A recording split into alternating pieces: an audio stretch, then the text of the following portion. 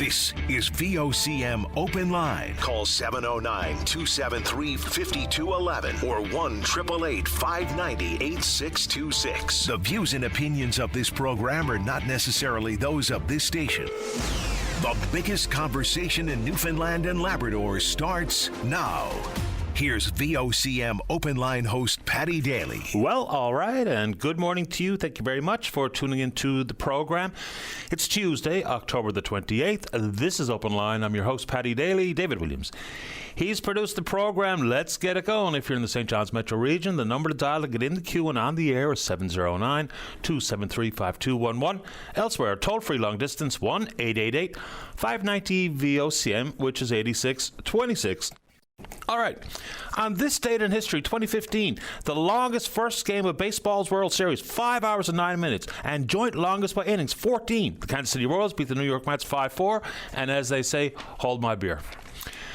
I don't know how many people stayed up to watch the Jays game. I'm not very bright, so I did.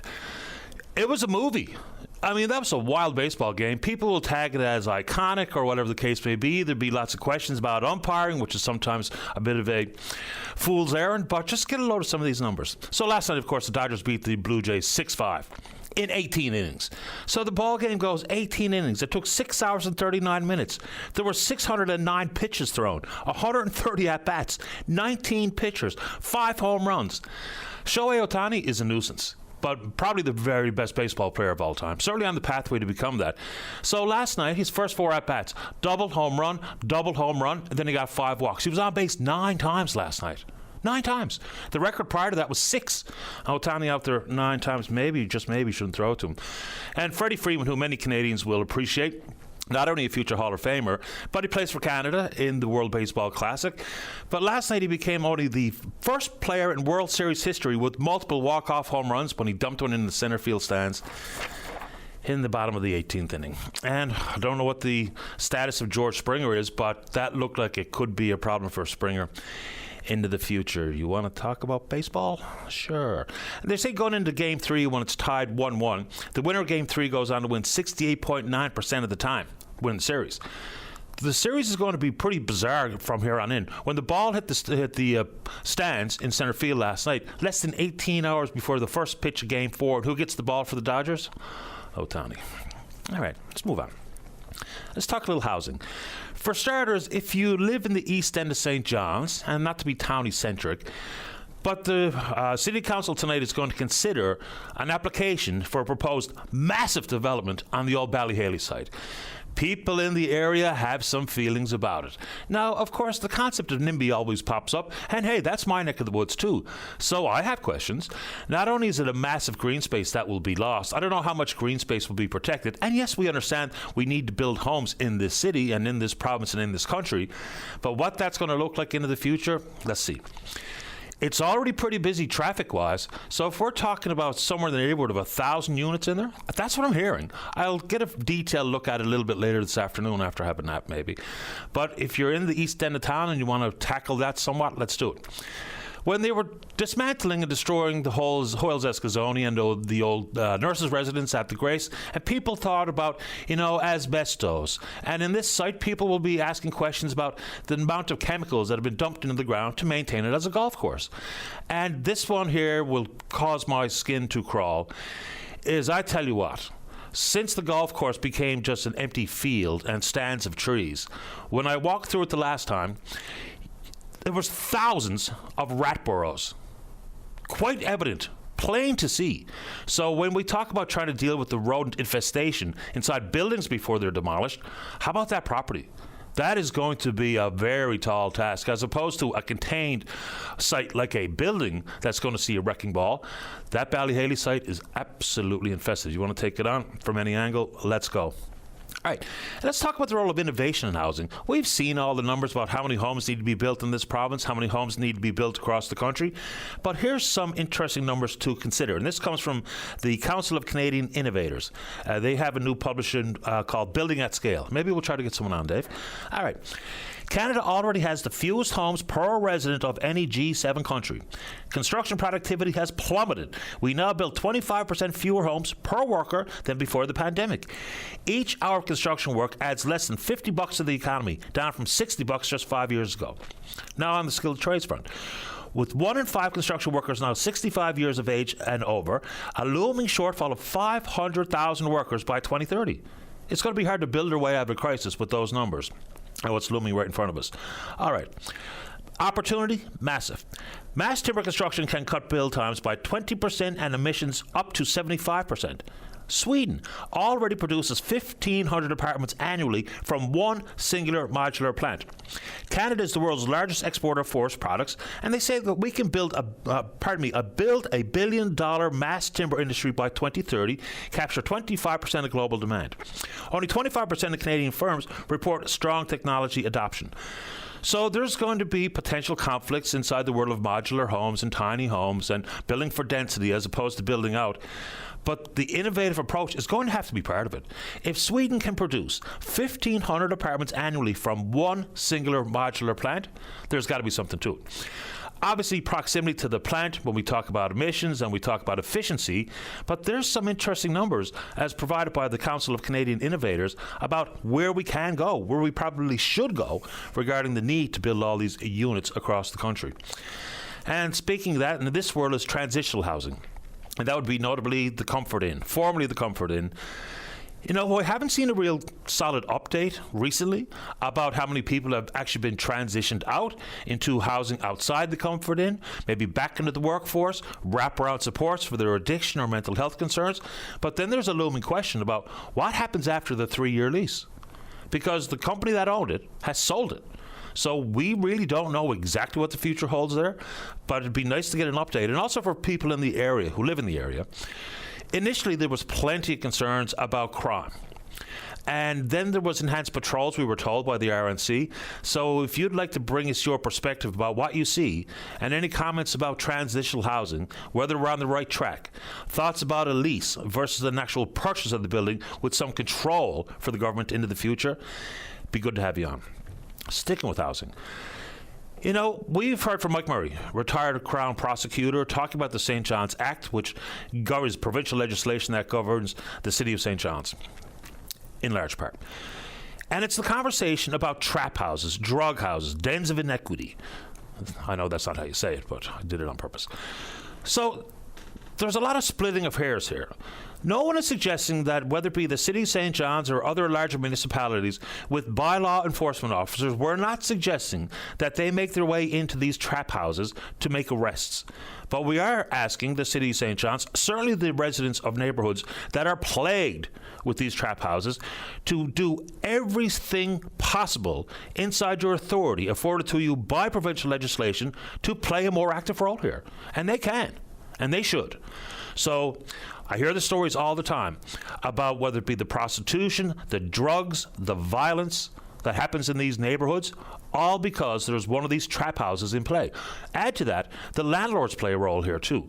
So does law enforcement, obviously, but let's do everything possible to get some sort of control over these things because they're completely out of control. Just imagine living in one of these neighborhoods. And any neighborhood might be the next one that faces this type of social and criminal problem. So if you want to bring it forward, let's go. Sticking with it in a somewhat of a similar vein. Be nice to get some feedback from people in the province about proposed legislation regarding criminal justice in this country.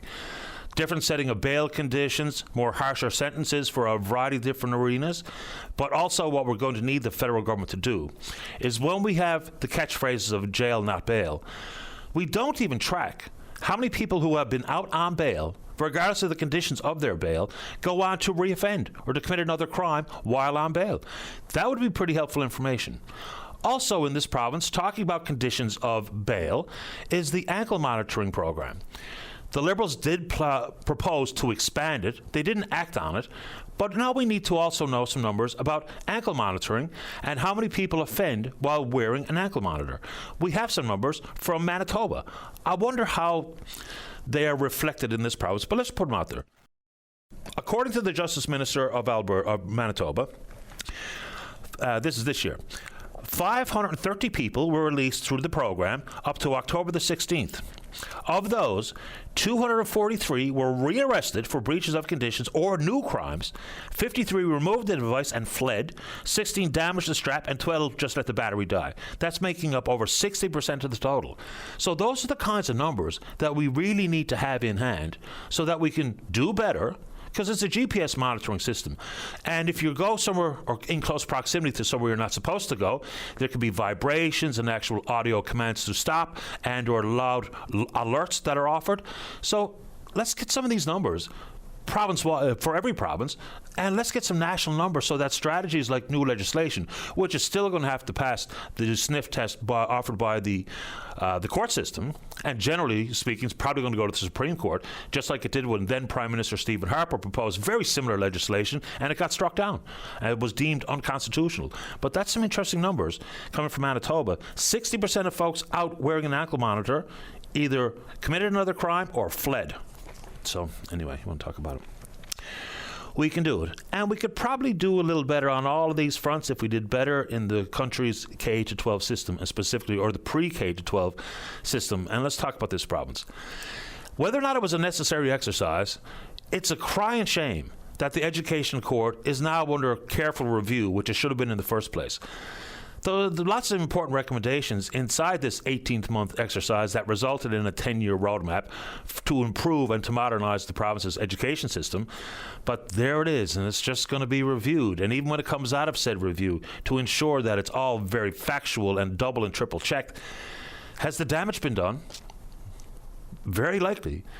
People that have spoken with me, and of course that's not scientific, it's only anecdotal, people, when they heard the story that there was all these, as many as 15 fictional citations, they thought, well, there goes the credibility. And that is a massive problem. So if you want to take it on that front, let's go. Stick with Education is a pledge made by Premier Designate Tony Wakeham on the campaign trail. And speaking of designate and members-elect, so there's a process to get the government sworn in, right? So here's what it is. There's got to be an official count, which happened on October the 17th. Then there's got to be 12 days that pass before the return of all the writs. Then the official election results will be published. We anticipate that's going to happen on Friday. So Friday is the earliest day that we might see the government and all the MHA sworn in. But we don't need to hold our breath quite yet because we don't know when the swearing in is going to take place. And then the pressure to follow through on promises. And there's some big ones. This one's about post-secondary. And there was a pledge made by Premier Designate Tony Wakeham to return tuition fees. I'm not entirely sure of every working detail in this particular pledge, but the bare bones were tuition refunds to students who graduate, work, and live in this province. And of course, paid work terms, a review of tuition fees at Memorial University and colleges of the North Atlantic. So the total pledge added up to about $16.2 million in what they call the Graduate Tuition Refund Program. All right. International students, are they going to be refunded? I guess I could probably go and read it a little bit more carefully and just look at the disparity between who pays what to attend Memorial University in particular. New Munn students from Canada, $6,750 for tuition per semester as of the fall 2025. International students pay $22,500 per semester, and they don't even have access to federal or provincial government student loans. At the College of the North Atlantic, students, full-time, domestic full-time students, pay just over $1,000 per semester. International students, $4,484 per semester. So that's a very welcome pledge from Mr. Wakeham for all these students who are currently in the system and about to enter the system, because that tuition refund, and I guess there's some merit in saying, if you graduate and you stay here and work here, then you could be eligible for that said refund. But that's a big one, and I think probably a little bit more complicated than we understand at this moment in time. But let's talk about it. Last one, when it comes to schools, and it's not necessarily just a specific education story, but it's that and it's organized labor. Okay, so you've probably seen what's going on in the province of Alberta. So now the government is going to legislate folks back to work, all the teachers back to work by tomorrow. Bill 2, the Back to School Act. Okay. So not only forcing the striking teachers back to work as early as tomorrow, but they're also invoking the notwithstanding clause. And what that means is that it shields us back to work legislation from any court challenges for the duration of the 4-year contract, the last contract that the government proposed to the province's teachers, of which I think there's something like 51,000 teachers in Alberta. Another one of the complicating problems during this process is there's all sorts of legislative tools that are available to governments, but when the tools are used to stifle debate, like what happened on all 3 stages of debate for this particular bill, it's a problem. I mean, just look what's happening in the country regarding organised labour and different governments, provincial and the federal government. People have their own thoughts on the role and the place for unions in this country, but the numbers in 2023 still represent a significant amount of the population, the working population. 5.3 million Canadians worked in a unionised workforce, and they were abiding by collective bargaining agreements. So that's over 30% of the workforce of the entire country. So it's a lot. Public sector versus private sector. In the public sector, employees are 5 times more likely to be governed by a collective agreement. In the private sector, the public sector about 76.7% in 2023, private sector about 15.5%. So we're still talking about a huge number of people who are working in this country, abiding by or working under a collective bargaining agreement. But add to it Section 107. That's been utilised by the federal government. You know the circumstances here. Canada Post employees, rail employees, port employees. So the relation between governments and labour is changing dramatically. And if you speak with people in organised labour, they'll suggest it's for the worst. And they are not pleased with the current situation and looking into the future. Additional worries there. Your thoughts? All right, let's get a couple more before we get to you. I want to say good morning to the good folks over at the Eating Disorder Foundation. They remind us that it was just 19 years ago we did not have an adult eating disorder treatment program, period. It's just since 2018 that the sole patient inpatient unit with specialized treatment opened just those several years ago. Then they want to talk about the gaps in public knowledge. Some people still think that an eating disorder is a choice. It's a mental disorder. It's not a choice. So when we add to the envelope of mental health concerns, mental illness concerns, access to treatment, same thing with addictions, there's a lot to be considered here. People still think eating disorders are just for teenage girls. That's not it either. It's young girls, young boys, young women, young men, older men. It can strike right across the gamut of society. Some of the things that they suggest you should keep an eye for: unusual weight changes, obviously, irregular or missed periods, avoiding eating in public, excessive exercising, tiredness, withdrawal from friends or family, stunted growth. They talk about how many new cases they see per year. Any given year, they see an average of 100 new families. So they have this awareness campaign making its way across the province. Paul Toomey or anyone else from the Eating Disorder Foundation is welcome to join us, because knowledge is power. And understanding what is happening in the world of eating disorders and access to treatment and some of the warning signs, I think, is a pretty important conversation. Your thoughts? All right, let's go to Labrador for a couple of quick ones. So the folks on Happy Valley Goose Bay, certainly in the media and in my email inbox, they are stressed out. I mean, there's lots of concerns that face the residents of Happy Valley Goose Bay, but in this case, it's about 4 fires that were started within a span of just a few hours on this past Friday night. And of course, it's suspected arson. So if you're in Happy Valley Goose Bay, you'd like to chime in, please do. The RCMP are investigating, and we're told the RCMP continue to investigate what sparked the North Shore fire, the Kingston fire. And if you're a resident there, they still tell me via email all the time about the anxiety and the worry of access to funds, whether it be federally, provincially, how or where to rebuild, what that's going to look like into the future. So that's a conversation to be had too. Last couple in Labrador. So there's obviously lots of real forceful effort out there on either side of the vote this week over the out-of-court settlement proposed by Hydro-Quebec to make the Innu Nation whole. And this is regarding the Upper Churchill. So I hear so many people just leaning in on hard on one number, $87 million over the course of 15 years, which does not sound like a lot. But that's only a small portion of the compensation that's on the table. 3% dividend into the future, as long as the river flows, as long as they're producing power at the Upper Churchill, can add up to in excess of $2 billion. So Apparently there's some pretty significant effort on the ground to convince people one way or the other. And Hydro-Quebec has been in the area as well. You got to imagine there's every now and then floating ideas of Gull Island and to develop Gull into the future. And yes, we can talk about the Upper Churchill Memorandum of Understanding, and you know me, we can talk about anything that you're interested in. Right after the break, let's check in on Twitter. We're VOCM Open Line. You can follow us there. Email address is openline@vocm.com. I know, out of the corner of my eye, is what about trade, and what about the Prime Minister's trip to Asia and or relations with the United States? We can talk about all that. Pretty important stuff. Let's take a break. Don't go away. Welcome back to the show. Let's go to line number 1. Diatra, you're on the air. Hi, Patty. Thanks for taking my call today. I wanted to call in to provide you with an update. I called in last Thursday and we had a discussion about a cancer patient who was effectively stuck at the Carbonear Hospital without any answers, without any information, or indeed a clear path to go forward. And this person's family, as we talked about, had to take to social media for support. So after that call, later that afternoon, I went out to the Carbonear Hospital. I met with the family. I met with the on-call management and the staff there. Of course, it was after 4, so on-site doctors and regular staff are gone for the day at that point.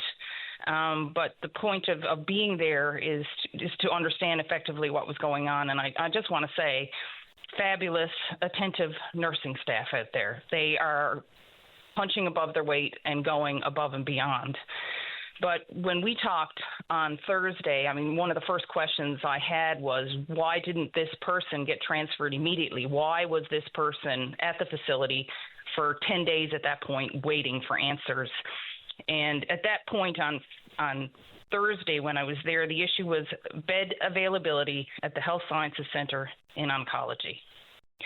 Now, I'm not a doctor of medicine. I'm a doctor of philosophy, or a PhD for anybody who cares about those things. But I can tell you that as soon as I saw this person and the stress his family was under, but the person themselves, it was clear to me that they required immediate care.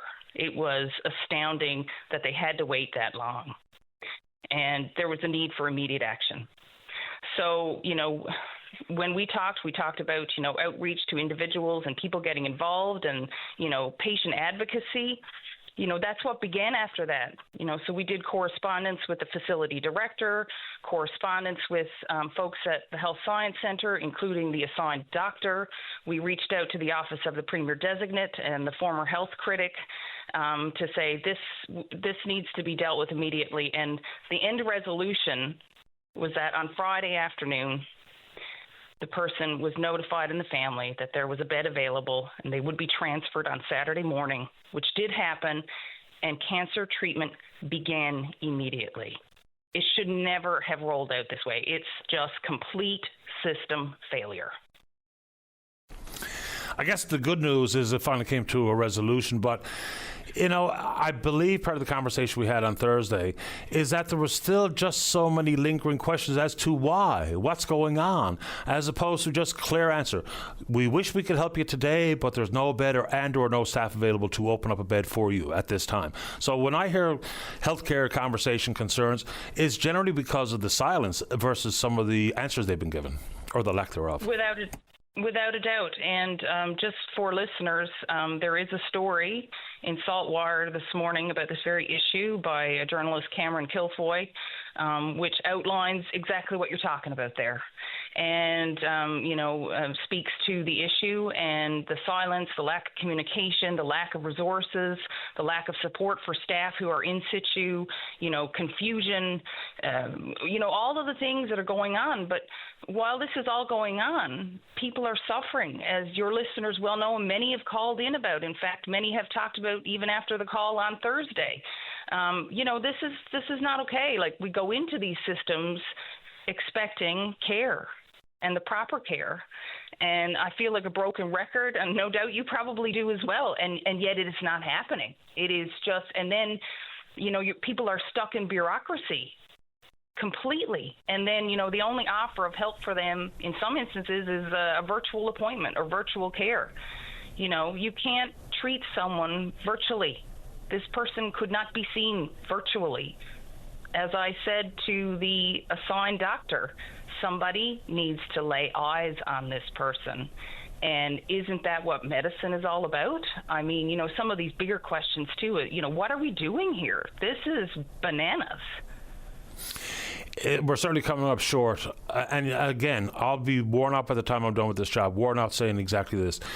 Politicians, people working at mid positions in healthcare, education, whatever we're talking about, Marine Atlantic, whatever people want to point to, just give people answers. It doesn't matter if they like the answers. It doesn't matter if that's the answer they want or not. We do a lot better business. We calm a lot of frayed nerves if we just answer some questions. And being constant and consistent communication with people who have these legitimate answers, or legitimate questions. So, again, I'll be worn out saying it, but... I know, and part of it is, just for the example I mentioned, after 4 o'clock, regular staff aren't there. You can't speak to management. So if you're coming into an emergency room outside of Metro, perhaps, and I'm only speaking to now this particular hospital. And as I said, I'm not throwing shade on people who are working in the system. Everybody is stuck in a situation. But if you go to an emergency room outside of Metro after 4 o'clock, there may or may not be a doctor on call there. There may or may not be management to help you out. So even if you're looking for answers or waiting for answers or been waiting all day after doctors have done their rounds and you're thinking, oh, maybe they're going to come back and it's 4:30. No, they're not. They're not there. So I don't know if people know that as well. And, we found this out within 10 minutes of being there. Oh, okay. Well, so we shouldn't really expect any answers after 4 p.m., solid answers. So that's another challenge for people in terms of, okay, what should our expectations be at any given point in the day when we're trying to manage these systems? Yeah, and I guess, that brings forward, and whether or not this could be applied right across every illness or ailment, is the system is complicated. And, not everyone has an advocate or a champion in their corner who can do the quote-unquote fighting on their behalf. So, like in portions of the system, you get access to a patient navigator or a healthcare ambassador, someone to set expectations for you, someone to help you navigate the system, someone to point you to exactly who you should be asking your questions of. Because not every nurse on the floor has got answers to the big, long-term, complicated questions that some people have. So helping folks navigate the system, because your mental well-being is part of your recovery.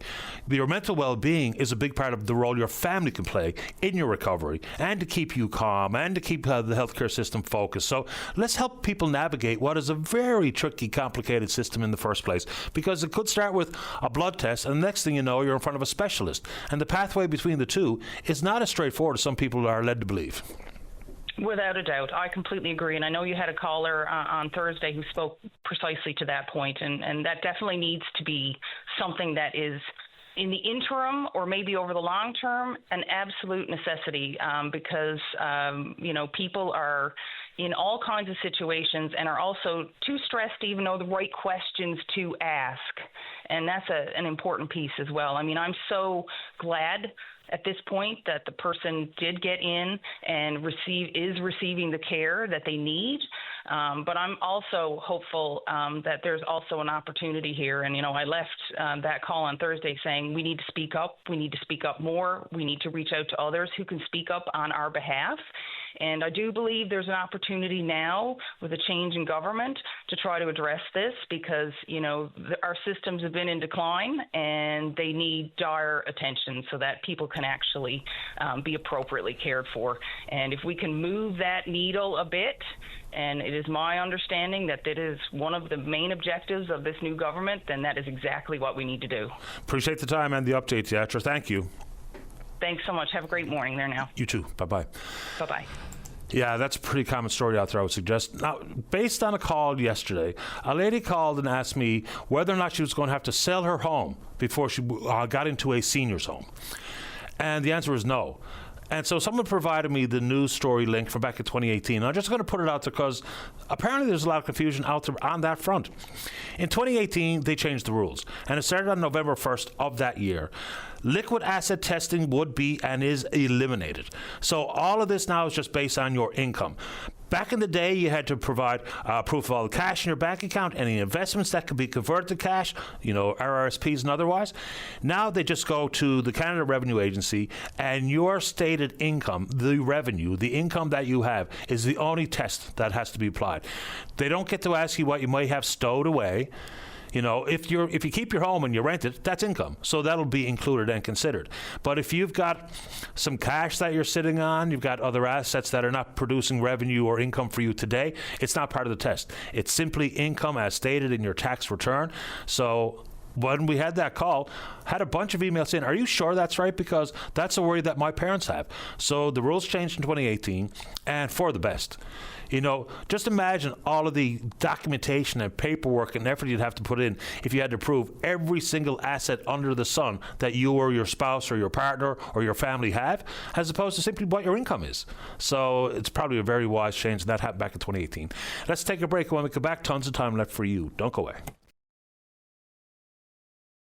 Welcome back to the show. Let's go to line number 2. And good morning, Laura Bellemba. You're on the air. Good morning, Patty. Welcome to the show. Thank you so much. So before I get into the reason for calling, I just wanted to congratulate the new Premier designate, Tony Wakeham, on the Conservative victory within the last provincial election, and also wanted to take a minute to thank my volunteers and to congratulate the other candidates who ran in the Mount Shire riding. Hear, hear.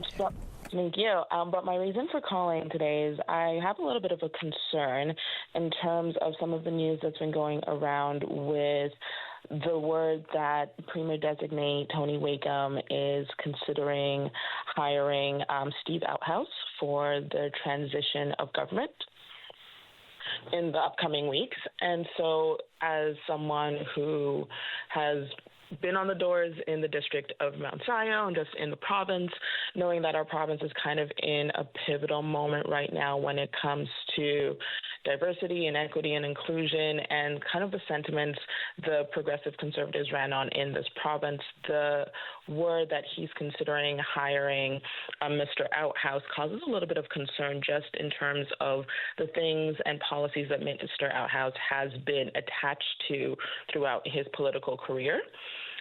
So Steve is known for being primary secretary to former Premier of New Brunswick, Mr. Higgs, during the time when they had revisions to Policy 713, which was some work that protected trans students and trans youth in terms of identifying within school communities. He was also campaign manager for Danielle Smith when she ran in Alberta, and we're seeing what the UPC is doing out in Alberta. And then he's also been chief of staff for Pierre Poilievre, who has also been openly stating to be anti-DEI. And so those are kind of a concern for me, especially as our province is an incredibly diverse place. The people in this province on a variety of needs are people whose views and identities do not seem to align with the things Mr. Outhouse has been associated with. And so it's a bit of a concern when the PCs here who have progressive in their name seem to be wanting someone to be on their transition staff who is openly anti-progressive. I've seen that sentiment shared far and wide. And here's a question that I would have. Is Mr. Outhouse being hired so that his personal political and religious views are imposed by the government? Or, as a Steve Outhouse has been around a long time, and he's well regarded as a political operative. And that, for some people, that's an insult, and for some people, it's a compliment. But when you're trying to figure out how to be in the position to govern, it's a little bit more complicated than just moving your office and your pens and your pads from the opposition offices to the government offices, or in a cabinet minister's office, or up onto the 8th floor. So that's the question that I would have from Mr. Wakeham, is what's Steve Outhouse's actual role? Is it the fundamental operational transition, and or is it some of the concerns that you brought forward, which I'm going to absolutely ask, as I should, when we finally get a chance to speak with soon-to-be Premier Wakeham? So, those are absolutely my concerns as well, because even if you look at Mr. Outhouse's social media, LinkedIn, his political aptitude also seems to be very closely tied with his social beliefs as well. And if in any of the other governments he's been attached to, they have seemed to work hand in hand into creating less progressive spaces in all of those governments. So it's a bit of a concern as someone sitting in this province who wants to see this province do well, wants to see all people from all walks of life in this province do well. And then as a DEI consultant myself, is a little hesitant as to where the line will be drawn on political aptitude and ability to help a government transition, and where his personal and social beliefs will tie into policy creation that occurs already in this province. There's a few things. So the whole DEI conversation is really quite tedious when people are just in such a massive uproar about it. You know, we got to think this through a little bit clearer and a little bit broader. Is to suggest that it is built-in problematic and anti-white is a little bit, I think, exaggerated. And it's exaggerated for political purposes, not for actual policy purposes. You know, the implication there is that when the hiring practices and appointment practices were what they were over most of modern centuries, then the assertion there is that it's clearly the only bright person for the job, the only person qualified for the job, the perfect candidate for the job was always the white guy, which obviously doesn't make any sense. So if we set quotas and targets that must be abided by, then it's just like affirmative action. It can go too far. It can go too far insofar as how the pendulum swings. It can go too far with inside of being handcuffed in appointment and hiring practices. But to pretend that we don't have the necessity to ensure that everybody has an equal or an equitable crack at an appointment or to be hired, we're kind of betraying the entirety of the community. So, look, the targets and affirmative action, they can start working against all communities, including, like, if we look at the United States, Black America. At some point, the majority of Black Americans thought that it was actually hampering them, whether it be admission to university or getting a job or being appointed to a board. So we have to be careful, but we also have to be honest and mature how we talk about these things, because it's not as cut and dry as what someone that you like or believe in or trust on Facebook had to say. Yes, absolutely. And I don't think if anyone looks at what DEI actually is supposed to stand for, it's not anti-white in any capacity. DEI encompasses a lot of different fields. There are 27 different metrics to measure DEI, so anything from gender, sexual orientation, economic status, education status, all those things fall into DEI. So people seem to paint it with a very, I would say, not a broad brush, but a very two-dimensional way of what actually gets encompassed in what is DEI. DEI is everyone and anyone depending on what is leading in the current society. Laura Bell, I appreciate your time. And I think the entirety of the electorate, or I guess the population at large and all the media outlets, we're all anxious to get an opportunity to speak with Mr. Wakeman, because nobody's heard anything since the acceptance speech. Same thing for John Hogan in the concession speech. It's been pretty quiet out there on that front, and yet you called it a pivotal time.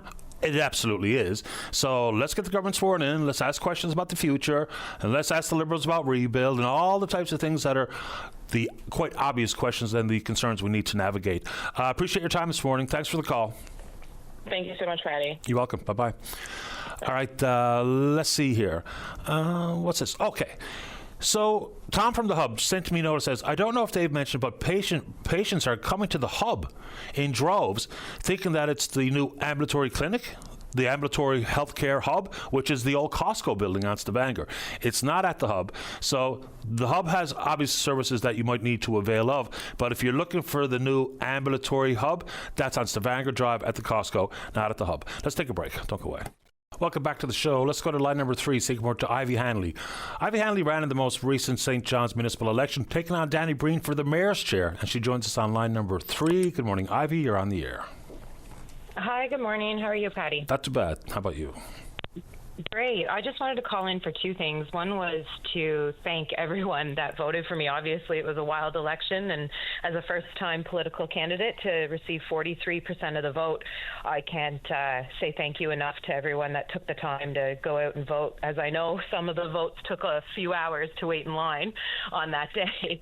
And the big thing I want to say is that I know that people's votes is an investment, and I understand that I represent represent that investment, and I'm not going anywhere. I absolutely love this city. I live here. I own businesses here, and I want it to flourish. So I will be running in the next municipal election, whenever that is, if it's 4 years from now or 2 years from now. Running in what capacity, Ivy? Running for the mayor's chair again?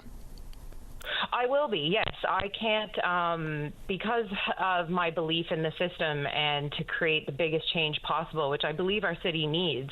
I cannot run for council and be sucked into the political bureaucracy that lives down there. I prefer, if I am going to be stepping away from my businesses, which is, that is my life at this time, I would like to work full time, make a massive change in the shortest amount of time. I'm not looking to be a career politician.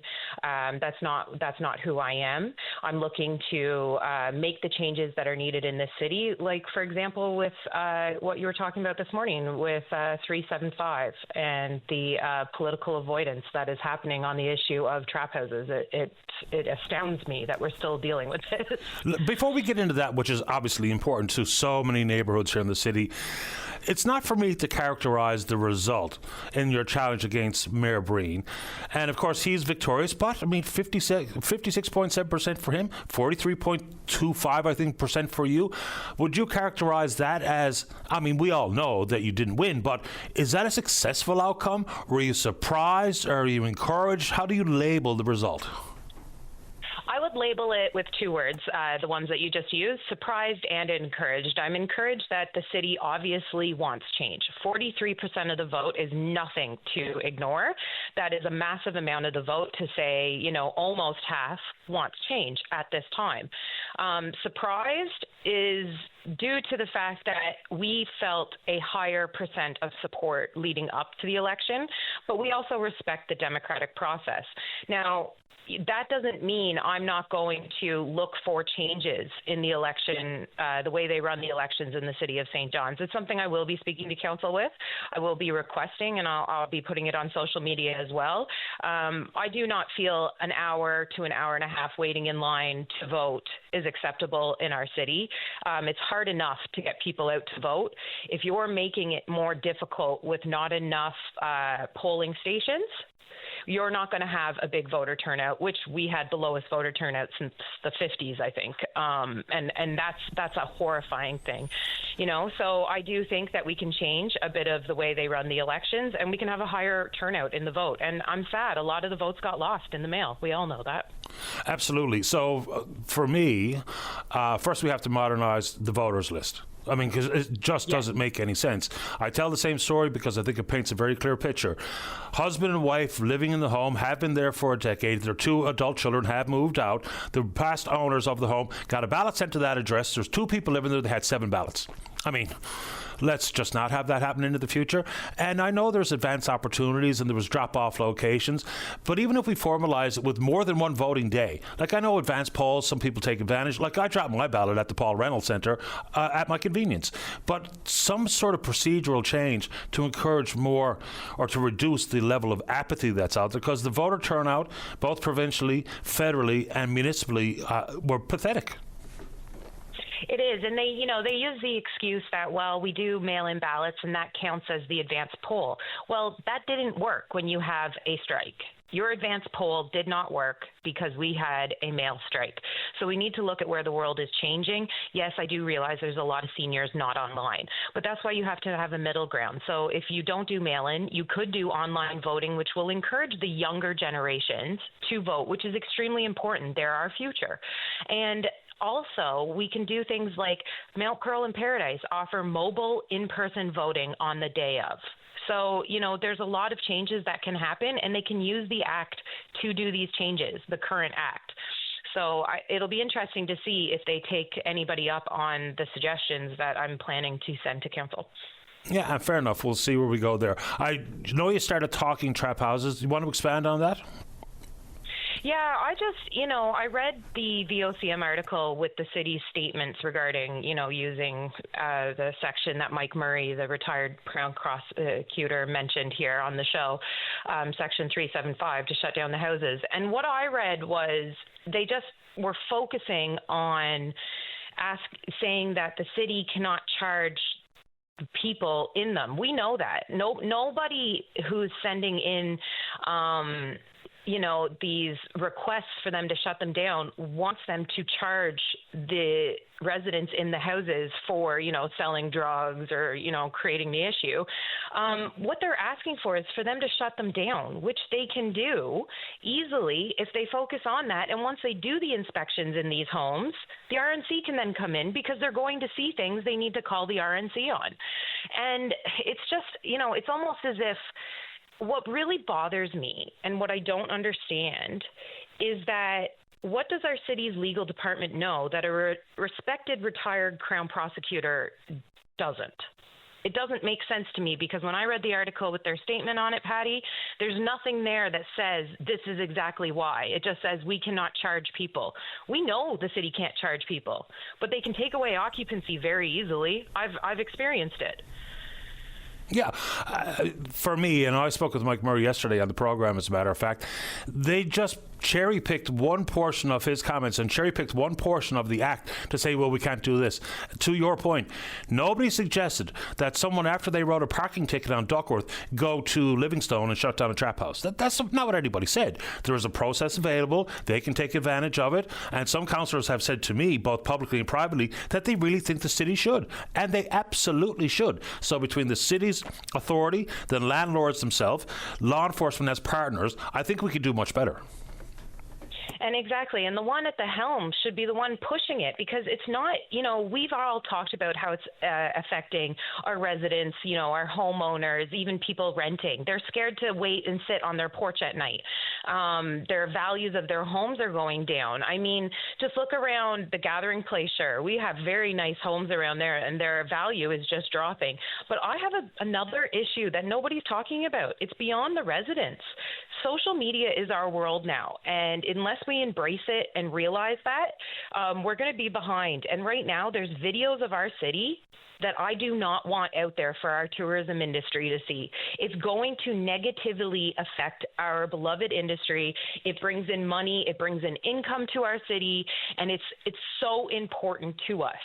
And for us to have these videos of our city going around on social media, it's a really scary thing, and we need to take it seriously and get this all cleaned up and shut down. We're not a large city when you look at the world. It can be controlled if we're willing to make the moves, but we need someone at the helm that is willing to step forward and, use the act to its full advantage. And I'm excited to see, what the city does over the next year. Me too. As a resident and hoping to stay here into the long-term future, I'm with you. Ivy, appreciate the time. Congratulations on a good run. Stay in touch. Thank you so much, Patty. Have a great day. You too. Bye-bye. Ivy Hanley ran against Danny Breen for the mayor's chair here in the city of St. John's. How are we doing out there, Dave? All right. So every now and then, of course, because things float in on the side of my screen, I can't help but see them sometimes.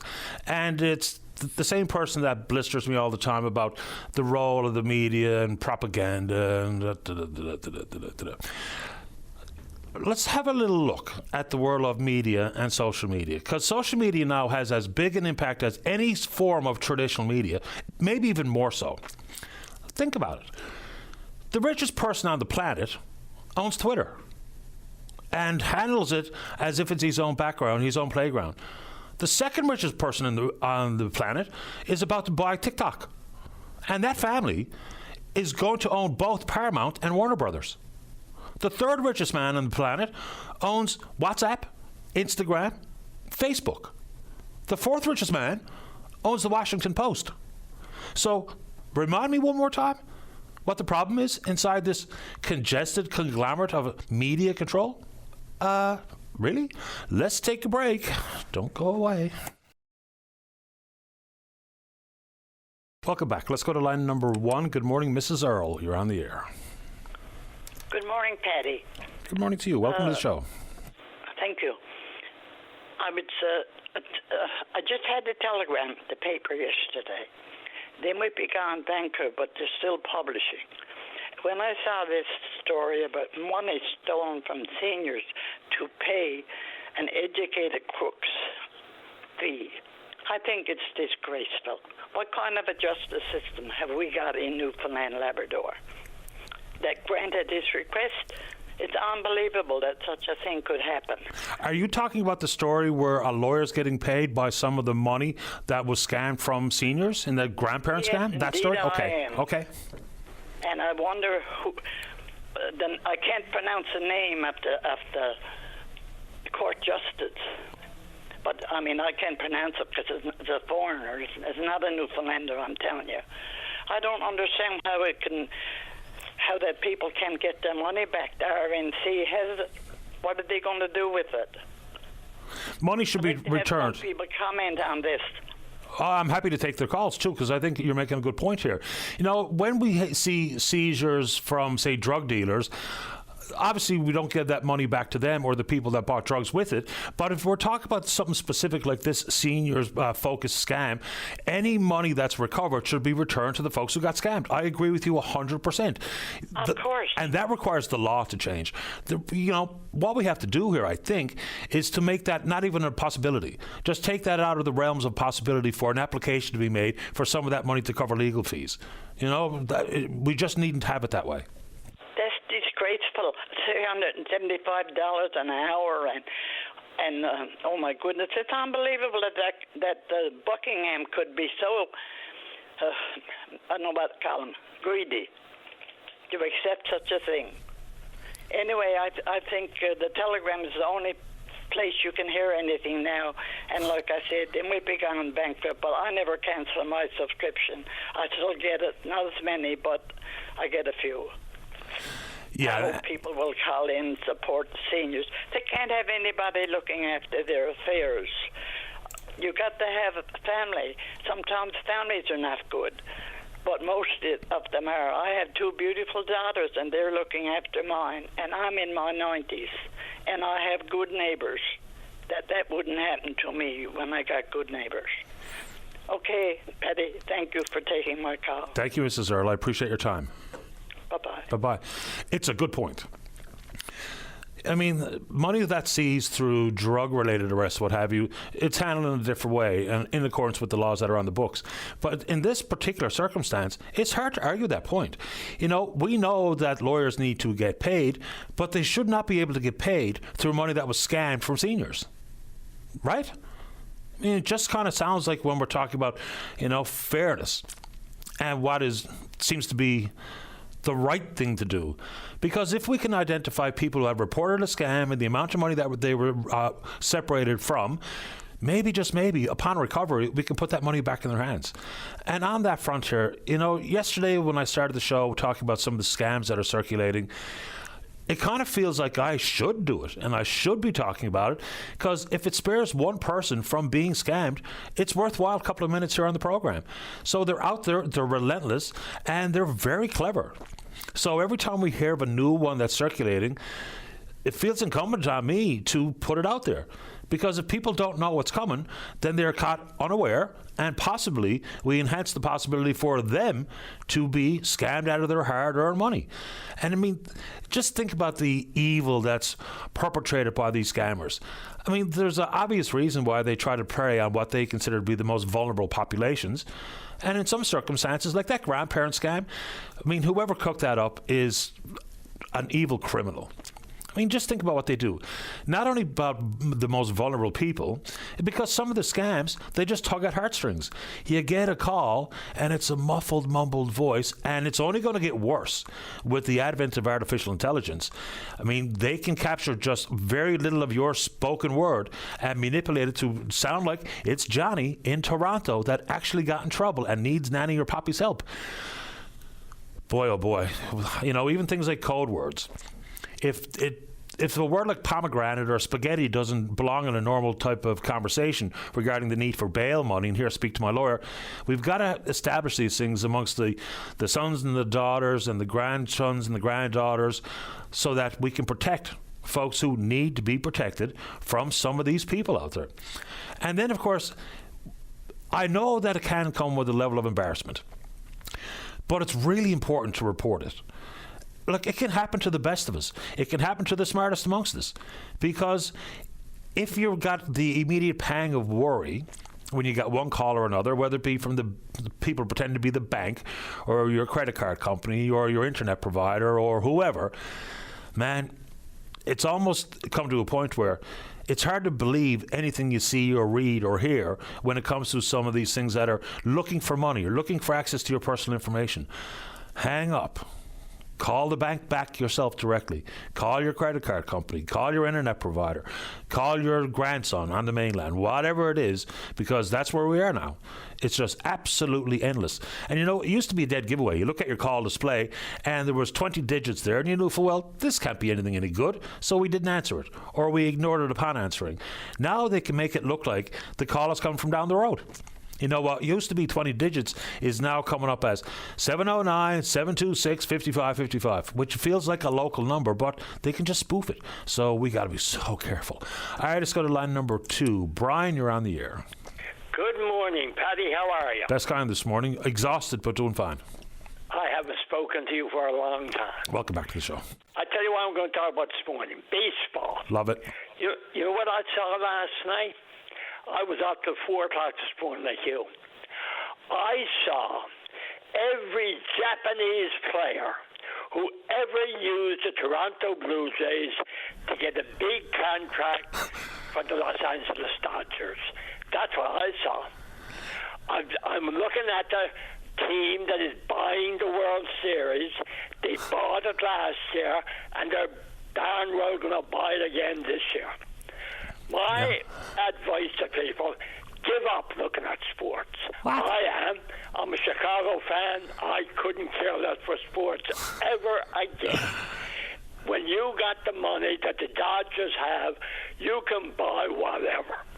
Now, they got every Japanese player who could throw a baseball signed on.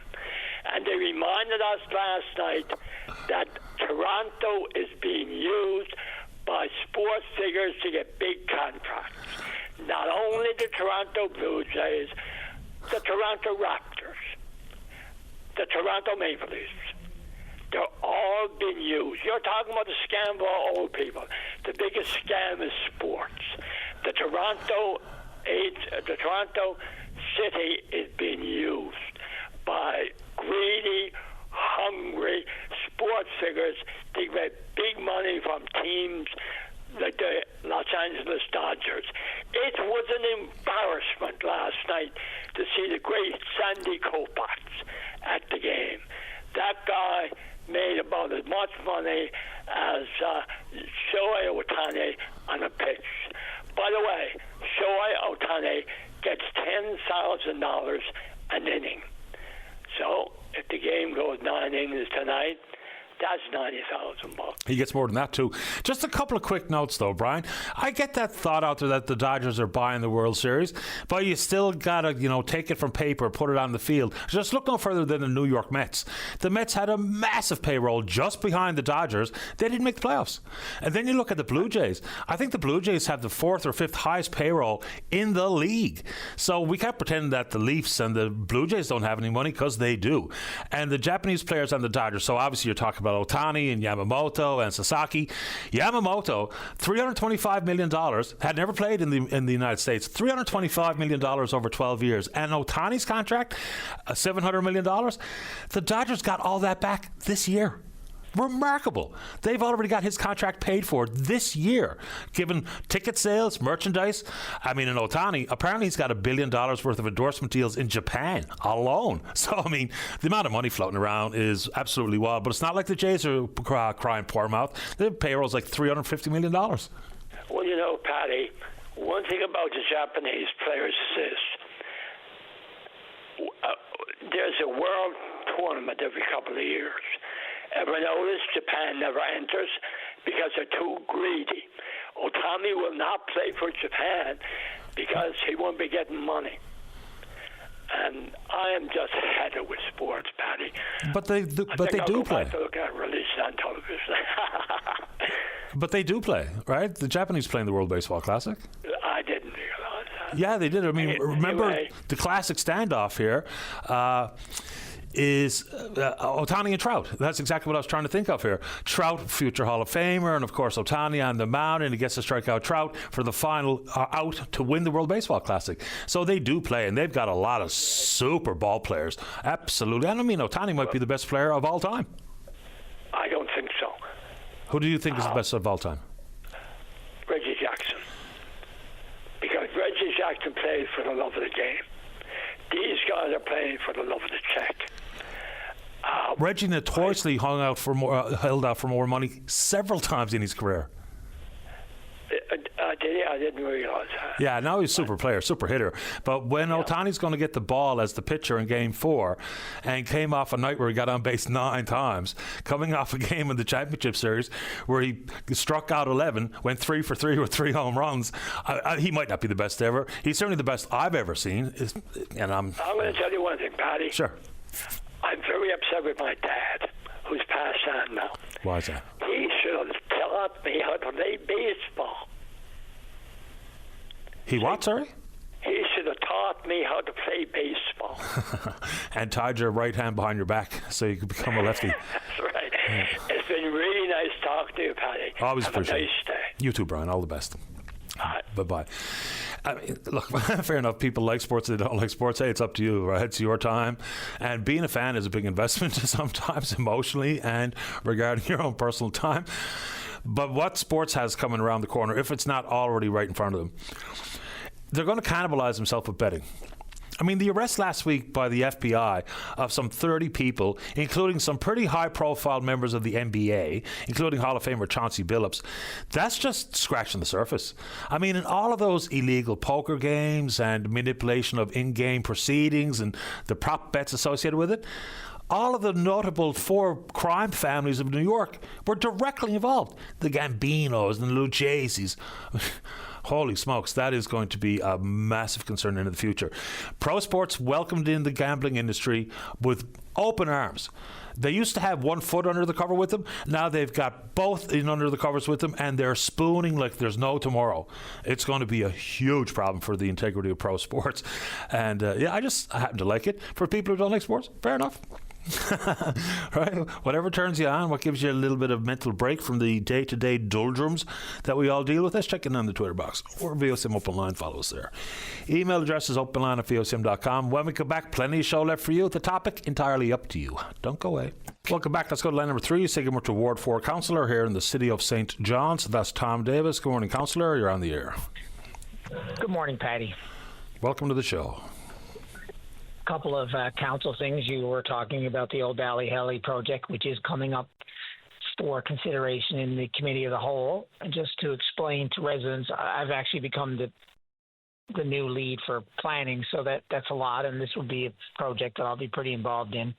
But there's a multi-tiered process that has to happen, and if we vote today to allow the process to continue, then the proponent needs to have public consultations with the neighbors.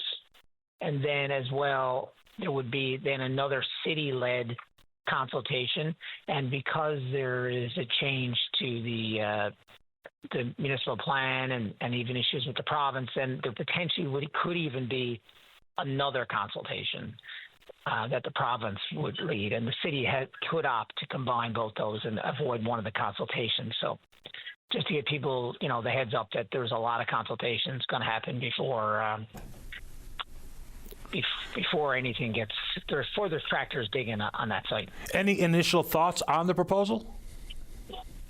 We've had a little bit of a high-level look at it, and it's a great mix. It isn't just all single, homes. There's a lot of density that's built into that, and obviously we're positive about that. The other thing for people to be aware of, because there are some legitimate concerns with water, and so all developments, whether it's a home, a commercial or a residential, they have to have a net zero runoffs. In other words, whatever the absorption of that property was prior to, roofs and concrete and pavement going down, that would have to be there again. So you'll see stuff like retention ponds or underground tanks. So that would be the first thing is there. I mean, you pointed out the rodent issues, and developers are required to mitigate. I don't know how you mitigate, over 100 acres of land of nature when it comes to the rat burrows you referred to this morning. So, there's a lot there, but we'll go through the process. I want to really, again, encourage residents. Like, it's already started. I encourage people, if you have questions or concerns, you reach out to us.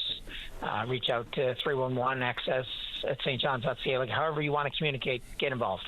Yeah, I mean, it's a multi-use proposal, density insofar as homes go, single detached, real expensive and then not so much, and offices and retail, and of course it is because they're kind of building a little community over the course of the 100 acres. Is there an obligation to protect X percentage of green space? I think there is. I can't remember what the number is, though. Off the top of my head, I do not know the percentage. But obviously you've got, like a lot of times, this comes up all the time, people are critical because, you do a subdivision, first thing the developer does is flattens all the trees. But a lot of the scrub brush especially on the Avalon and Northeast Avalon, there's really, like if you cut down half the trees, the other ones blow down the next time you have a good windstorm. We don't have a deep, as a rule, there's not a deep earth cover. The trees are supporting themselves. So that's one challenge. But in the case of Valley Haley, you've got mature hardwoods. There is some green forest there, but there's a lot of what I would call like legacy type trees as well that have been planted over the decades that place has existed. And I think I do know that the developer is trying to do something, and that's the way KMK works. They do try and be good neighbors. They do. I mean, sometimes you got to push them, and sometimes the neighbors need to push them. But I definitely believe that those voices and pointing those things out, they're going to listen because again, the only way this works is if they can get in congruence with basically the neighborhood. And so I'm optimistic. But again, you can reach out directly to KMK too. There will be a process once the public consultations begin that you will be able to reach out directly to the proponents to give them that feedback that I know a lot of people have. Yeah, and nobody's surprised the proposal's coming forward. I mean, when there was a swap for Ballyhaley to move to the Clovelly location, what did anyone think was going to happen with that land? It was prime real estate. Another thing I'd add to it is, traffic. An evaluation of the traffic flow and egress going east versus coming out into what is already a pretty busy area. I'll be really interested to see how that's going to work because it is busy, and adding 12,000 units of mixed use is going to make that a pretty wild part of the city. But anyway, that's not what you called about, but I did want to talk about it. Yeah, and to bear in mind that they will have to do a traffic study that will definitely be part of this project. So again, please encourage residents.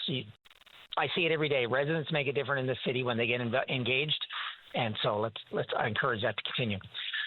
So I want to talk about water, and specifically I'm going to talk about Bay Bulls Big Pond, although Windsor Lake and Petty Harbour Long Pond are all in the same category. We have some significant challenges, and the message is not getting out. I had a meeting with Public Works on Friday, and I just want to give people some numbers just to chew on.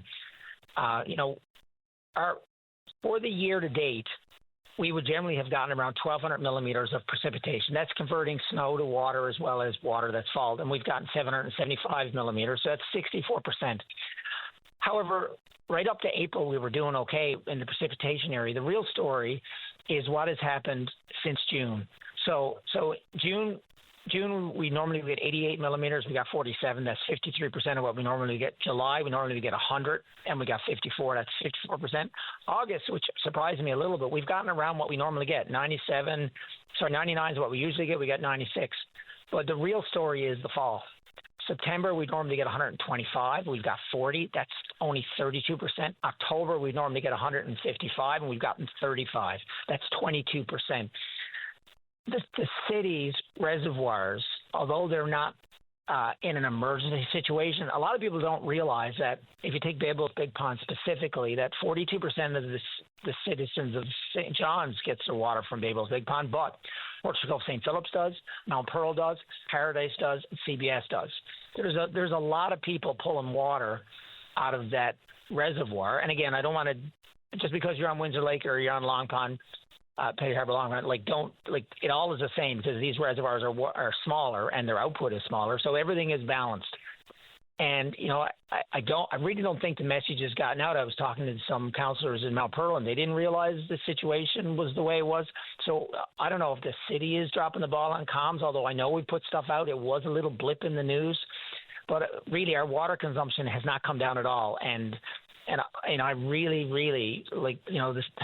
I'm not really talking officially on behalf of the city, but although I am as a counselor, we need to really get through our heads that just like Torbay and Clarenville and many other communities, like we're heading to a point where, showering and this kind of stuff may become a luxury item if we do not get a lot of rain in November, and if we do not get a lot of snow. And every bit of water we waste now, potentially, we're really going to wish we had, because this little bit of rain we got on Friday, the ground and the grass and the trees, they sucked all that up. Like, the ground is still, you try and dig a hole right now, it's powder when you go down the first couple inches. So, we have a real big challenge. We've got to get the message out. It is not business as usual when it comes to water consumption. It better not be. Like, for example, just to plant a seed, if you generally do a rink outdoors this winter, unless something magical happens in November, take it off your list. Like the saying, my parents have a summer cabin and water's a little precious, and they have a little piece of paper over their toilet. If it's yellow, let it melt, and if it's brown, flush it down. That's where we are. If you're in the shower and you love a shower, or you have a teenager who loves those long showers, we had to send a message that although we're not in an emergency situation, like, I don't want to underplay the situation we're in. And I really want that message to be a news item and to be spread far and wide through all the communities that draw on the reservoirs of the city of St. John's, including the residents of the city of St. John's. The city of St. John's has had a water conservation order in place for years. The problem with that is that nobody knew about it. When it became critical and crucial and leaders were on the news media talking about just how bad the situation is and things like don't water your lawn and, there's some different rules that I'm not going to get into. But it might have been helpful, knowing what the trend was looking like, that if all municipalities that were facing potential dire circumstances, whether it be in Torbay or Sunnyside or St. John's or whatever the case may be, but we are arriving at a point, and like you mentioned, backyard rink, we used to make one when the kids were small, but now, by the time you actually get enough frost in the ground to actually get an opportunity for the rink to stay, you put in all the effort, you consume all that water, and then it rains and the rink is gone. It's one of the more frustrating things they ever have in the backyard. A pool, number one, a backyard rink, number two. Yeah, and I think my observation from the inside looking out, and I listen to callers talking about healthcare, and we listen about the education system, and now we're talking about water. I really think that, and maybe COVID really multiplied this, but I'm not so sure it was really much better before COVID. The amount that people really care, and I mean include people, politicians, but also the people underneath. It's like when 5 o'clock or 4:30 or Friday or whatever comes, it's like people who are charged with keeping, like, the systems that we rely on running. It's like it's now become okay to be, like, checked out and to, like, oh, well, we sent a message out, our job is done. And I'm not being critical of the city of St. John's specifically, because I know they care individually. I have these conversations, and I know everybody cares. But as a culture, as a community, I don't really know what has happened. But, like, we have a huge challenge in that our society and the parts of our society that we all rely on, and you don't realize it until you go and you need it. Like, there are communities like in Torbay where they don't really know, how they're going to do, what they're going to do. And at some point reality hits you in the face. And that's when you look at a reservoir that is to the point where potentially we could get, if we do not get significant rainfall and we do not get significant snowfall over this winter. So, again, like, I just want to make sure it's clear. It's not an emergency. However, we really have to change business as usual in the world. It's probably behind us, but specifically right now, what we're talking about is water consumption. Everybody needs to look at how long they run. I have family members who are like seniors who pay attention to all the news, and I mentioned to them when they're running the tap, I'm like, do you know about this issue? They're like, no. And they were like, if I don't know, then obviously the messaging is not clear enough and strong enough, or maybe people are so checked out now that people aren't hearing stuff. But I just want to, if one conversation comes out of this that people remember is, go back to the days when you had to pretend in your mind you got to lug that water from the well, and then use it appropriately. Appreciate the time. Thank you, Tom. I just wanted to quickly touch on what's about to happen in Jamaica. It's catastrophic, and our hearts and minds go out to them. But just try and wrap your head around 300-kilometer-an-hour wind, 3 feet of rain, and and a 13-foot storm surge and what it would do to modern Canada, let alone Jamaica. So hopefully, Jamaica exists tomorrow. Take care, everyone. You too. Thanks, Tom. Bye-bye. And that Hurricane Melissa, it's traveling at 2 miles an hour. You can walk faster. So it's going to hang over parts of Jamaica where it makes landfall. That's just potentially devastating. Certainly the reports coming in at this point are pretty scary stuff. Let's go ahead and take a break. Don't go away. Welcome back to the program. Let's go to line number 4. Sylvia, you're on the air. Hi, Patty. Is it okay I call you Patty? Absolutely. Okay. I'm a second-time caller. I'm a bit nervous. Take your time. Okay. I was listening last week on your day off to Linda Swain, and ordinarily I don't tune in when you're not on, but I was busy and the radio stayed on. And I heard a man call in about how much rent, $2,100, I think he said, and he needed first, last, and damage deposit. That's almost unattainable for anybody. I don't blame government usually for things, but here, in this case, I do. Here, I see so much wrong with it. They brought in so many people, that there's nowhere for our own people to rent. I know of many people who, just this week, she had to move back in with her daughter because places are being sold, rent is going up. I don't know what the answer is, but I know it's everybody's problem. You don't wait until you need a place to rent. Now, I'm lucky I own my own house, but still, these are our people, and there's nowhere for them to live. And because they don't, as far as I know anyway, because they don't have to claim it on income tax. Who? They got the luxury of putting it up and up and up. Who doesn't have to claim what? I'm sorry, I missed that point. These people, these landlords, they're not claiming it on their income tax. They're just not. Well, I tell you what, that's a dangerous game to play if you're a landlord, to not claim rent revenue in your income tax. Ooh. Well, I can guarantee you, I know of at least 20 people who are not claiming it on their income tax. And here's the other side of that. If you're working and you got to pay a lot of rent, like this man last week, and most everybody, they should be able to claim it on their income tax. They should be able to claim what they're paying out. And then at the end of the year, they get a few dollars. And, in time, they might get enough for a down payment on a house. Yeah.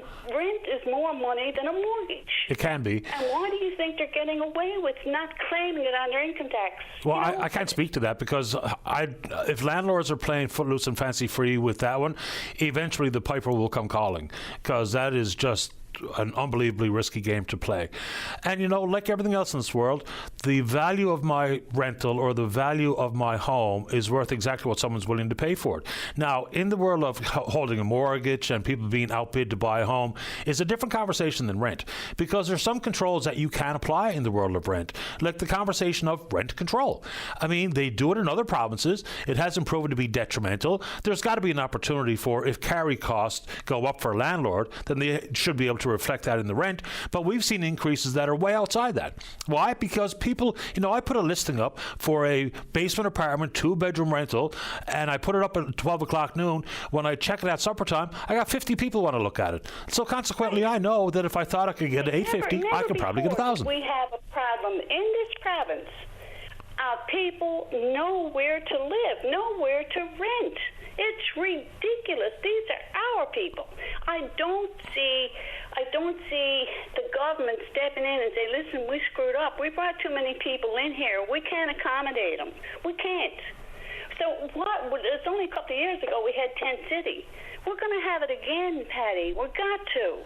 Simply got to. There's nowhere to go. I think there's a variety of contributing factors to the rental vacancy being so low, and I hesitate to put all of the blame on one segment of society, and that being the newcomer in this case. People are flocking to urban Canada for access to services, regardless of what province we're talking about. Then we've got what is a fairly new contributor to vacancy being things like short-term rentals, Airbnbs and otherwise. That used to be long-term rentals.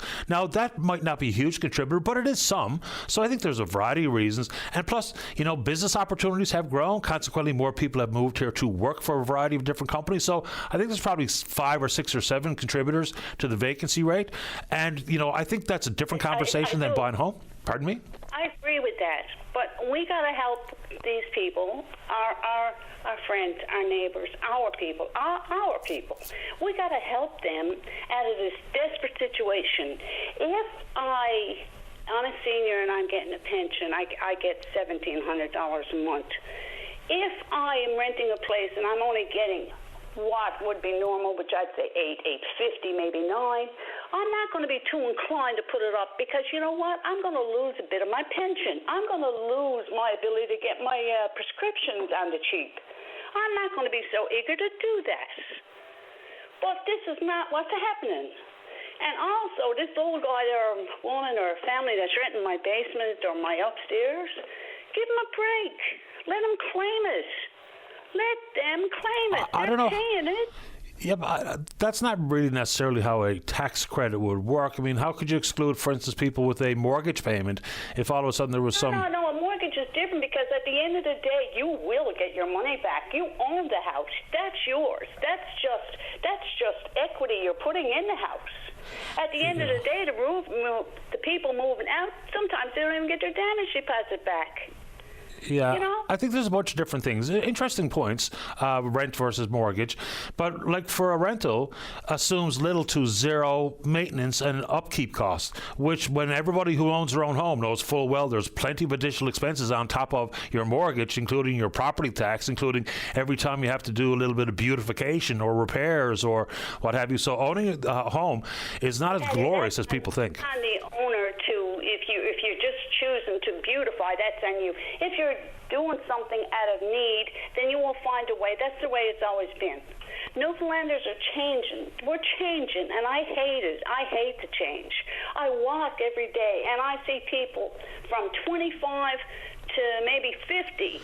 Most of them on the rail bed are that age. They should be to work, and Patty, they're not to work because if you go to work and you make too much money, you lose your baby bonus. Some of your baby bonus, by the way, which is over $1,000 per child a month.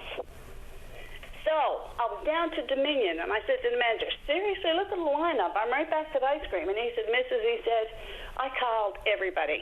I got one fella, and this is what he said to me. He said, I don't mind working a few shifts, but any more than that, they're going to cut my baby bonus, they're going to cut my welfare, and I can't do it. I can't pay the bills like that. Yeah. So it's ridiculous, the situation. Our government got our people in.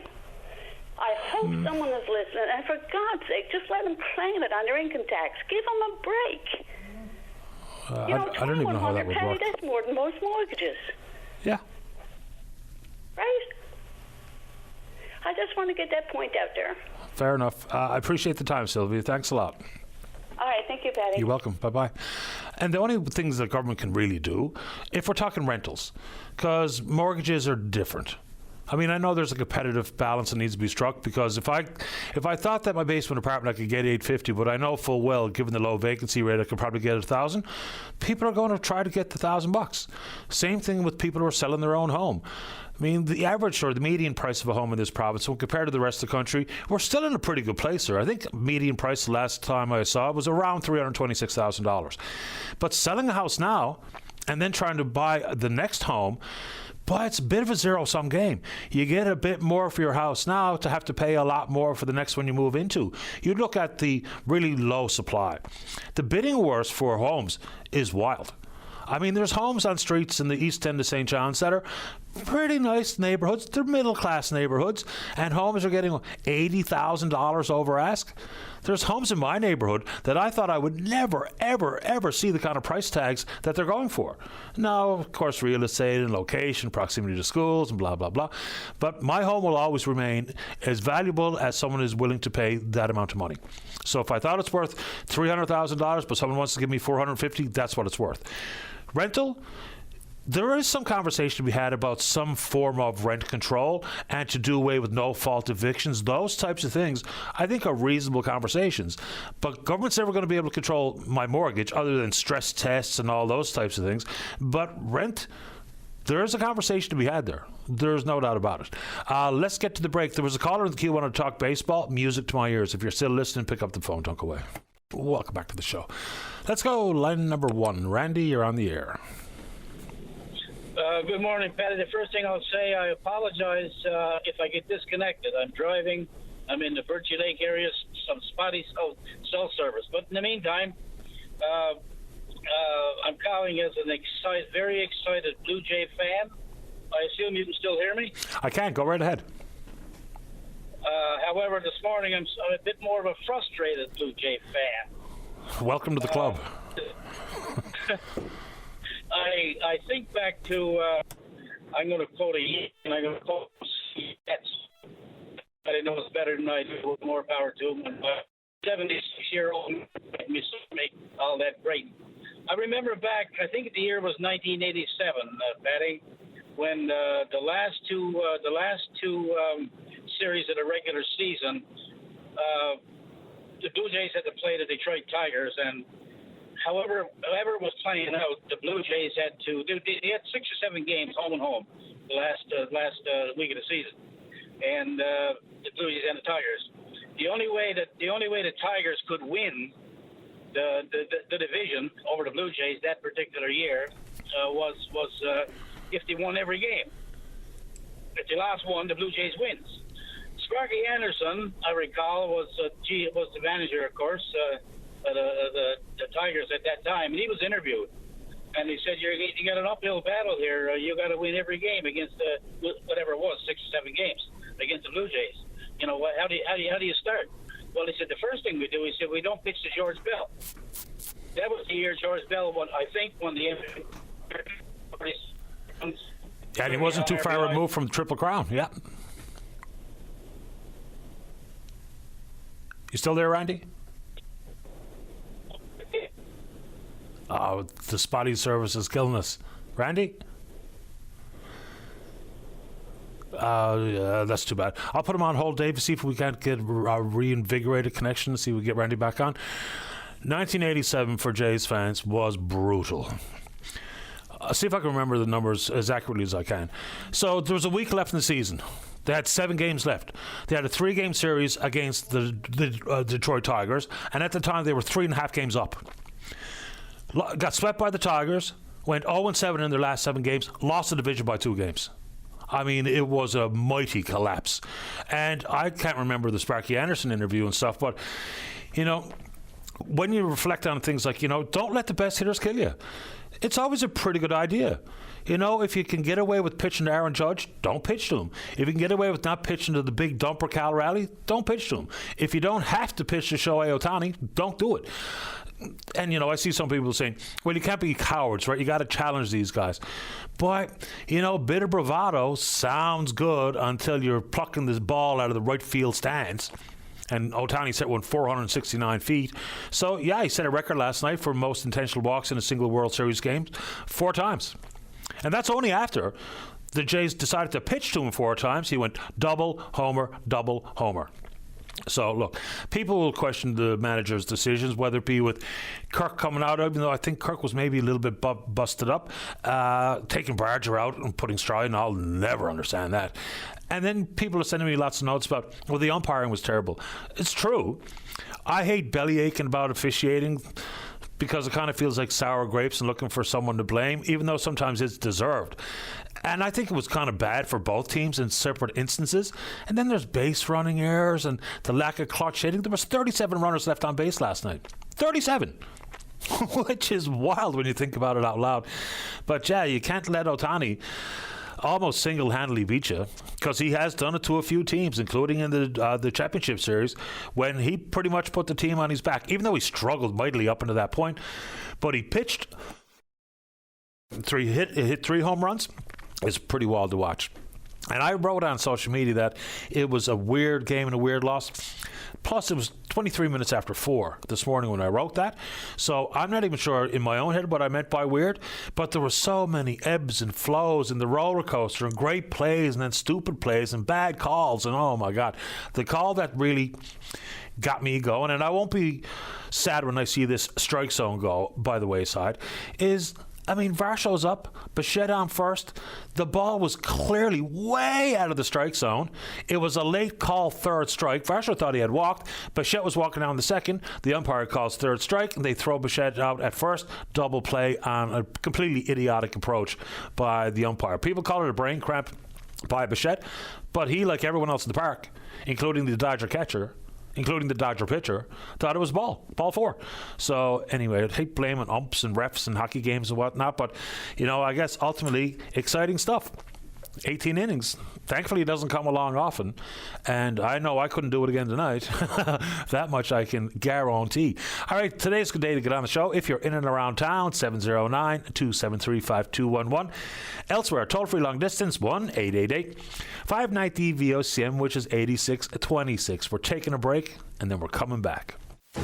You're listening to a rebroadcast of VOCM Open Line. Have your say by calling 709-273-5211 or 1-888-590-8626 and listen live weekday mornings at 9 a.m. Welcome back to the show. As mentioned, you talk about the concentration of media and what social media has mean for people's consumption. I think there's certainly people out there now who talk about legacy media and mainstream media, and they don't like it, don't trust it, what have you. And they've gone to social media for that purpose, I guess, for the backfill. Whether or not that's a good idea, I'll leave it up to you. But I mentioned, like, when people call, for people like me, propagandists, which is sort of bizarre when we're talking about the footprint that we have compared to the fact that, as mentioned, Elon Musk, richest man in the world, controls Twitter, which has had a real impact on what people think about a variety of things. Then you put in Zuckerberg with Facebook and Instagram and WhatsApp, and then you put in Jeff Bezos at the Washington Post, which I mentioned for a specific reason. I keep hearing from a lot of people about industrial strategy in this province when we look at things like hydro developments, is why are we not trying to attract more AI data centers? I don't know why that's a good use of power, nor am I sure AI is a good thing, because ultimately artificial intelligence is going to be a terrible thing. My personal opinion. And people disagree with it all the time, so be it. I think in the long run it is going to be brutal. Then you talk about how AI data centers, not only the amount of electricity required and the amount of water required to cool, it's also about what it means for electricity prices. So there's some careful examinations out there about the impact of AI data centers. And yes, they can be paying some pretty exorbitant costs in separate jurisdictions for electricity. But then it's just about who the messenger is sometimes, right? So you'll have reports about what it's looked like in other places, and then you get a report coming from the Washington Post. And the Post says that they have research that found that state-level load growth in recent years has tended to reduce average retail electricity prices. They say between 2019 and 2024, states with the highest electricity load growth experienced reductions in real prices on average, whereas states with contracting loads saw prices rise. Pretty significantly cherry-picked stuff. Who owns the Washington Post? Jeff Bezos. Who are the two people in the United States of America who are going the most all in on AI? Jeff Bezos and Mark Zuckerberg. So there's no coincidence that their leanings about the impact for electricity prices on regular Joes and Janes is going to be what it is, because they have their personal wealth invested in a lot of it. We're talking billions of dollars. And, of course, Bezos, bigger than the Washington Post, of course, Amazon. And interestingly, on Amazon, and talk about AI, they've got some pretty sweeping layoffs that are happening right now and into the future. And the word is, and it makes a lot of sense, is that they're replacing human beings and the role they play, especially in administrative duties, with artificial intelligence. So, yes, there's going to be some jobs compromised. I know there's jobs required for algorithm input and maintenance and ongoing upgrades in the data centers, what have you. But between job losses and the impact it's going to have on people and what they see, like I heard Jerry Lynn Mackey this morning. and I don't even know if it was live on the air or she was just talking to Russell or whatever the case may be, is she was sitting down with her daughter who was scrolling through her TikTok, and she happened to notice that every single image and every single video that she saw being scrolled through was artificial intelligence. Every single one.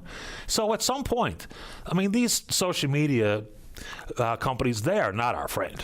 I mean, they're just not. They purposefully and willfully bamboozle people all the time, just because the more people use, the more they can charge for advertising, the more money they make.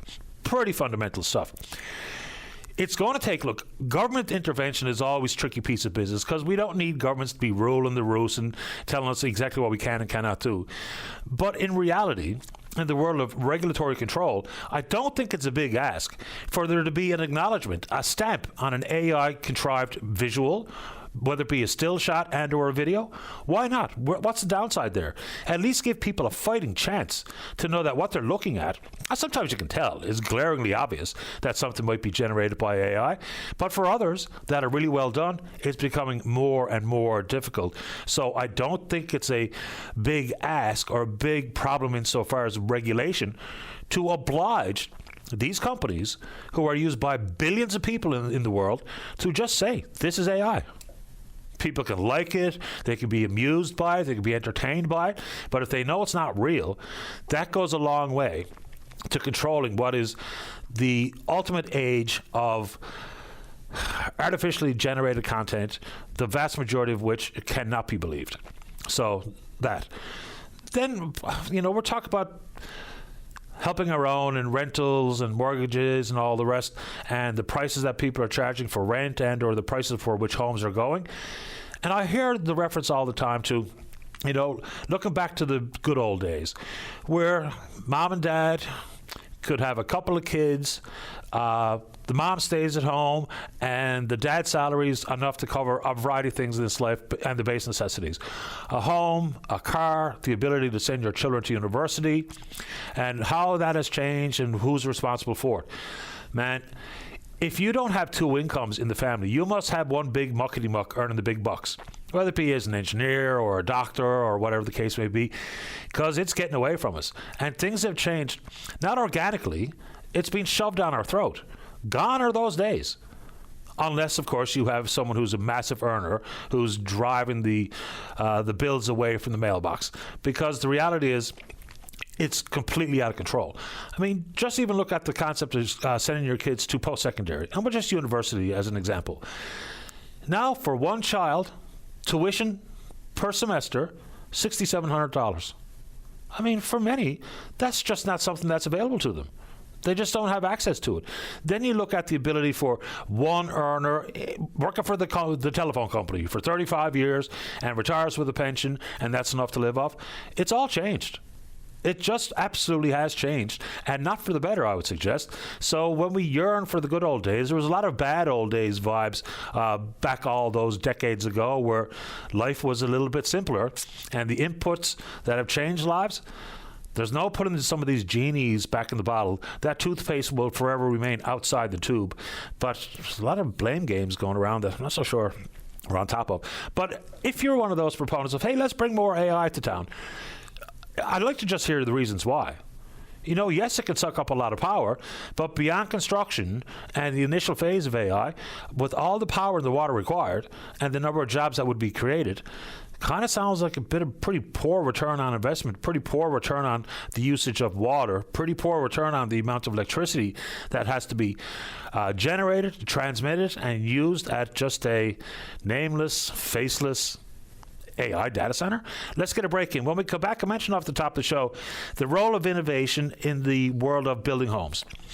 It's a big deal. Again, things sometimes, not only do they change, and we can debate whether or not it's for the better, but there's a better approach to be taken to housing, especially when we compare ourselves to other jurisdictions who have leaned in a little bit more on things like innovation versus the traditional sense of skilled tradespeople, single detached family homes. Laurent Carbonneau is the Director of Policy and Research at the Canadian Council of Innovators. Joins us right after this. Don't go away. Welcome back to the show. The latest policy report coming from the Council of Canadian Innovators is called Building at Scale. Joining us on line number one is the Director of Policy and Research at the Council of Canadian Innovators. That's Laurent Carbonneau. Good morning, Laurent. You're on the air. Hey, yeah, good morning. Great to be here. Well, welcome to the program. Let's just set the stage for how we address housing in this country at this moment of time. It's traditional single-family dwelling, detached home built by skilled tradespeople. But let's paint the picture of what we're looking at insofar as the looming shortfall. 1 in 5 construction workers now 65 years of age or older, a shortfall of 500,000 workers by 2030. So that's the setting of the stage here. What role can innovation play? Because things are changing and they're changing quickly. Yeah, absolutely. And I think, your point about what the industry looks like now is exactly, I think, the big problem, right? Not to say that, there aren't a lot of people doing hard and good work. But, the way I always think about it is that if you took someone from the Middle Ages who'd spent his career building cathedrals, he'd look at the way we build stuff now and think, well, that looks pretty similar. I could probably get a job, which is great in a sense. But it also means that we're probably not going to be able to do things at the scale we need to do them now. Because as you mentioned, we're going to need half a million workers by 2030. And if we want to restore affordability to about 2004 levels, we'd need to build 5.8 million homes. So, if you put those two numbers together, the math gets very hard very quickly. So we looked at ways, what can innovation do and how can we do things differently? And, people have talked a lot about factory built or modular prefab homes. And, for a long time, it's been the next big thing and always has been. But I think there is a real need for us to kind of bite the bullet on this and really make some changes to how we build homes in this country and, to address the housing crisis, which isn't just a cost of living issue, but it also, from the point of view of our productivity and our overall economic growth, it's a lot of investment that goes into, land and buildings because they just sit there getting more expensive by the day instead of investing in companies. So this is all kind of one problem if you look at, zoom out a bit. So how do we do this? And that's the question we looked at, and we talked to lots of folks who are in the industry, kind of doing the work day to day. And the first thing we learned is that, at the end of the day, if we required Ford to build a truck differently for every municipality in the country, they'd go out of business in a heartbeat. So, part of the issue is that zoning codes, permitting, municipal processes are different everywhere in the country. So if you're trying to build homes in a factory, you're running into that exact issue of trying to have to build an F-150 to spec for every town, right? It just doesn't work.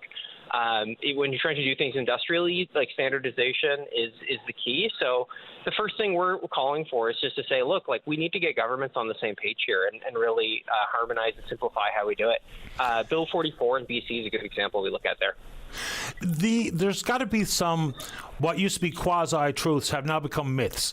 And I'm talking about modular homes and the quality of the build and the ability to sustain the environmental impacts here, whether it be the cold, the freeze, the thaw, the what have you. They've changed dramatically into the future. And it's also worth pointing out that if they're doing so well in Sweden, very similar climate, and also, in addition to that, the overwhelming percentage of the population in this country lives within 100 miles of the southern border. So we're not talking about building for the Arctic. We're talking about building for where people live.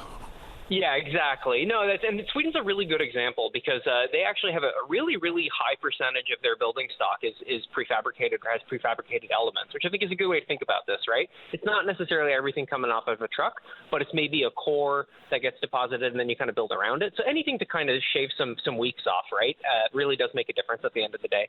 And another really interesting thing Sweden did, too, is a lot of this stuff is mass timber, which is a family of materials that are kind of like very advanced timber construction that it's actually now legal to build up to 18 stories in BC and Ontario, which is great. But, we're the biggest forestry exporter in the world. And, people always talk about, we're shipping raw logs to China or the U.S. And, this is an obvious value chain here, right? We can just move up the stack of places we already are and already have a real industry and real strength.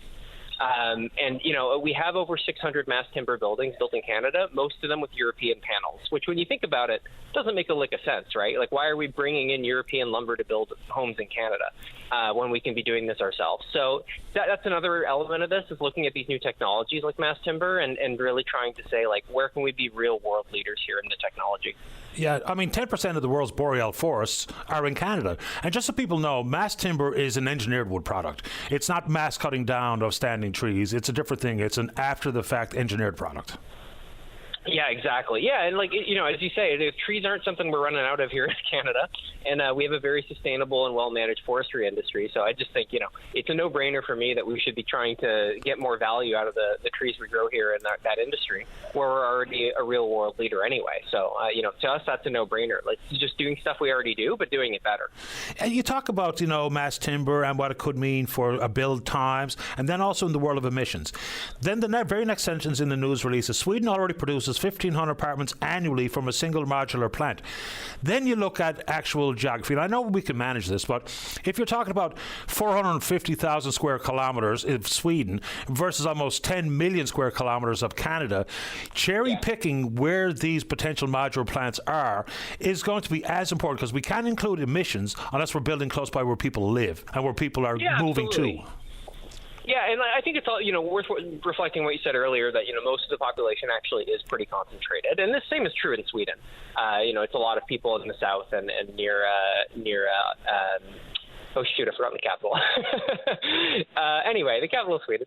But yeah, I think a good way to think about this as well is that the factory in some ways kind of is the product, right? Where if you're a mass timber specialist and you're really good at building these homes, to some extent, what's exportable, it's not you're putting the panels on a ship, it's you're actually building a factory and bringing all that know-how and investment. So I think that is, both the job creating thing, brings a lot more innovation, and you can meet our needs, for housing much more efficiently in terms of build time, the amount of labor it takes, et cetera. Yeah, and I hate behaving like a school marm. And of course, Stockholm is the city you were looking for. It's also the largest city in Scandinavia. I'm only on my first coffee here, so. Okay, but you talk about the numbers, the looming shortfall in the skilled trades, and what the jobs reflected would look like if we adopted more of this type of innovative approach. It is a concern. We can reduce build times, we can talk about emissions, but people still need to work. Does part of your policy evaluation look at the number of jobs available versus the skilled trades, traditional home building, versus what we are potentially talking about here in the future, modular and otherwise? Yeah, I think it'll look different, right? In much as the same way that, people building horse and buggies wasn't the same workforce as people building cars. It just was a different setup. That said, I think there's always going to be room for, single-family home skilled trades. I don't think that's going out of fashion anytime soon. It's just, I think we have to look at the reality that we're looking at, a shortfall of 500,000 workers and a need to build almost 6 million homes. So it's just I'm not saying, no one's saying we need to just completely change the industry overnight, but as the industry expands to kind of meet the needs, we should expand in this different direction so that we can actually meet those goals. And I don't think that's going to necessarily put anyone out of work. It's just going to mean that we're going to be doing, more for less, really, is what we're kind of talking about. There are some, I think, fairly legitimate concerns when we talk about the housing code, because skilled tradespeople and the approach to the code and the inspection to ensure you're hitting code is a little bit different than when we talk about modular homes. They have improved insofar as the material used and the ability to hit code, but is there a foreseen issue there if we use them at a large scale? Because at a small scale, there could be, tweaks made at the municipal level, which is really kind of the placeholder for houses being built in this country. So do we have a code issue with modular homes? So I don't think so, in the sense that you can inspect them in the factory in a sense a lot more easily and efficiently, because you're inspecting each piece, as it's made, like just a standard quality control process in a factory versus doing it on site when things are, already drywalled in place sometimes. I think that's not too much of a worry. Where I worry about codes really is that in so many cases we're locking ourselves into doing things one way, right? So we have a company in our membership that manufactures wireless switches. And they essentially had to get a change to the electrical code made, or basically moved a section from the electrical code to the building code to be more flexible, because it basically said a switch is a thing with wires. So for them making a wireless switch, it just wasn't doable and be up to code at the same time. So they were able to get that changed. But, they would be the first to say, it's not feasible for us to make these piecemeal updates for everything. So I think really one thing that we've been looking at is how do we kind of move over to performance-based codes? And, mass timbers come up in this conversation. And one thing there, it's always fire safety, because we say, we have to build, whatever out of concrete because it has to stand up to fire. But, in a lot of other jurisdictions, they just say it has to be able to burn for X amount of time, such that you have time to safely evacuate. And most mass timber can meet that really easily. But it's just if you're locked into a code that says you have to do it one way, not meet a standard, then, you're really locked in, and then you can't actually innovate. I think that's where I was going, is with wiring in particular, not only to turn on the lights, but to heat the home. That's where I was kind of referencing code-related matters, because they are different things. And if we talk about, if I look at a video of a firefighting training video of 1965 and the way it took so long for a house to be engulfed in flames versus today with the materials we use, I mean, it's just two different things completely. Let's talk cost. It's one thing to reduce build times, that's going to be important, but, you know, investment in traditional construction industry is one thing, but upfront cost to produce like a modular home building plant is quite a different thing. Do we have an idea how the two compare? I know it's not apples to apples, but costs upfront, because that might, you know, require government intervention, repayable zero interest loans, those types of things. Can you give us a cost analysis? Yeah, sure. So there's two kind of layers to this. So the first is the home itself. And this is a thing I learned, you know, doing this report that really surprised me. And it seems like a really easy solve. It's that, you know, when you're actually getting construction finance to build a home, the way the bank is processing it is basically improvement on the land, right, is the way they're looking at it. So if you're building a home on site, it's pretty simple because the house is going up. They can have a guy come by and check. And if you meet milestones, you know, things get dispersed, and that's great. But if you're building a factory-built home, and it's only getting on site at the last minute, you're left with a bit of a financing gap in traditional finance where, you know, you're not actually improving the land kind of except all at once at the end. So, you know, this kind of creates a gap where either consumers or the builder has to kind of absorb the extra cost up front instead of being able to finance that. So when you're looking at, you know, if you're trying to build, like, let's say kind of a missing middle, you know, low-rise, mid-rise kind of building, then, you know, the sticker shock is going to be enormous because you're having to front load all of those costs. So if we're able to kind of parse that out or move it out, and there's a couple of ways we can do it. I think one is just to, you know, have some kind of dedicated lending facility or work with the banks to kind of develop that for modular homes. The other, I think, you know, we have the new Build Canada Homes Agency and maybe doing like long-term procurement contracts such that, you know, that's bankable. They can kind of take that and do some financing around it because they know they have that order in hand. There's some options here, but, you know, really at the end of the day, the thing we want to do is kind of level out this big mountain of risk that consumers and builders are taking right up front. As you said, there's also the factories, which is, you know, a different story. And there, I think we just need a proven model and we need to scale it, right? But to do that, we kind of need to address these other issues around the codes, around municipal processes and permitting, around the value chain. So it's all kind of a piece, and you kind of need to start moving on all of these things more or less in parallel. But yeah, I think these are all solvable problems. And, you know, you look at other countries, they've managed to do it. And there's no reason we shouldn't be a world leader here, right? Like we have all the ingredients. We have great folks, really educated population, a lot of investment, a lot of natural resources. We just have to put it together. Yeah, and we can't get carried away, get off on the wrong foot. You know, when you talk about testing at scale, it's probably smart to have the first one of these plants in Dartmouth versus in Mississauga, because you've got to figure out how scale works and figure out proximity and figure out upfront costs and financing at a medium to small scale versus trying to satisfy the Toronto market or the Vancouver market, I would suggest. Laurent, it's good to have you on the show. Really appreciate you making time. Of course. Thanks so much for having me on, Patty. Pleasure. Bye-bye. Have a good one. Bye. You too. Laurent Carbonneau is the Director of Policy and Research at the Council of Canadian Innovators. Let's take a break. Don't go away. The Tim Powers Show. Join the conversation weekday afternoons at 4 p.m. on your VOCM. Welcome back. Let's go to line number 2. Say good morning to the Executive Director at the Eating Disorder Foundation. That's our friend Paul Toomey. Paul, you're on the air. Good morning, Patty. How are you this morning? Best kind. How about you? Oh, I'm great, sir. Great. So, I'll just set the stage here. It's, I guess, just part of the nature of business, but it's unfortunate that you got to get back on the road, so to speak, with an awareness campaign about eating disorders. Where I'd like to start is at the very basics here. People still think, and people still tell me, that an eating disorder is a choice that someone made, when that's not the case at all. It couldn't be further from the truth. Yeah, Patty, you're absolutely right. I had the opportunity last week to speak to the Rotary Club in Happy Valley Goose Bay. And the theme of my speech then was breaking down the myths. And the biggest myth was that eating disorders are not a choice. They are a serious mental illness. And unfortunately, as much as we've been talking about it for the close to 20 years we've been in existence, there is still that view out there that people don't understand the nuances of this very, very serious mental illness and think that people can make decisions on whether they're going to eat or not eat, and it's simply not true.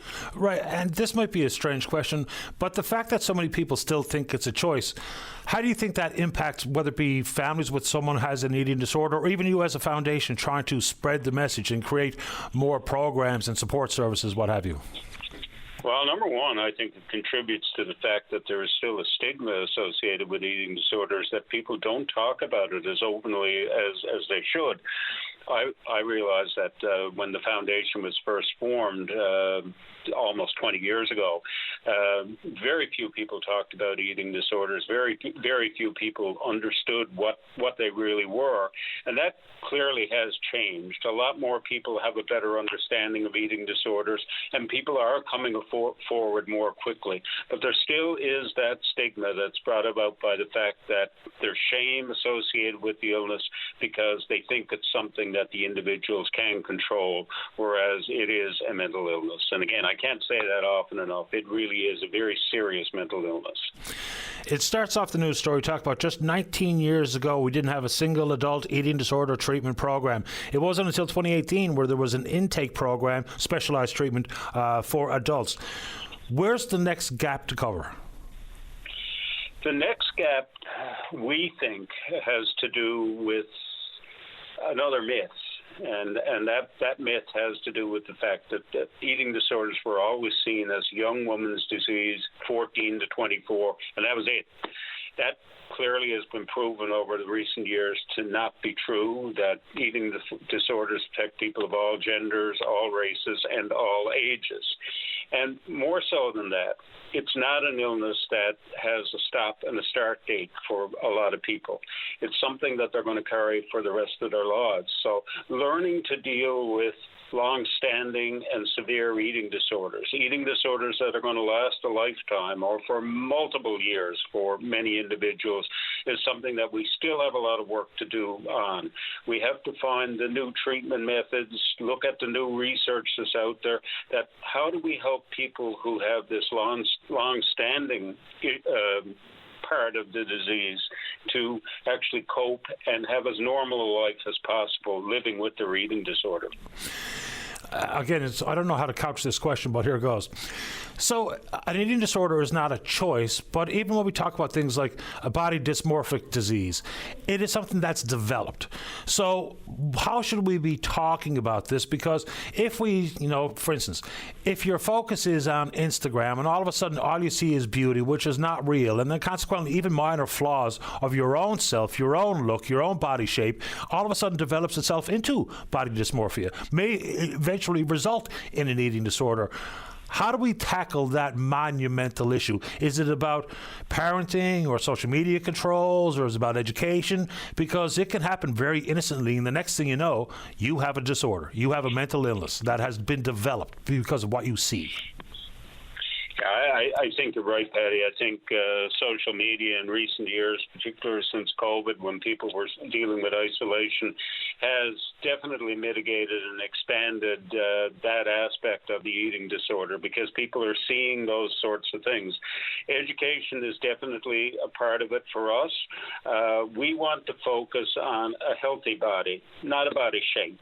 And I think we have to get away from that it's encouraging people to be healthy and to do things that make them continue to be healthy. So our focus has got to be on body image, not on specific body types. And we'll continue to work in that area. We need to get into the school system. It's one of the other areas that we've tried, but we're not there yet, that we need to be getting in and educating people at a much younger age, but not only educating the students in the school, but helping the teachers and the health professionals to be better aware of eating disorders, better aware of what's impacting the young people that they're in charge of, but also providing education to the parents within the school system. So that's one of our big challenges down the road as well, is to be a more to partner more with the school systems.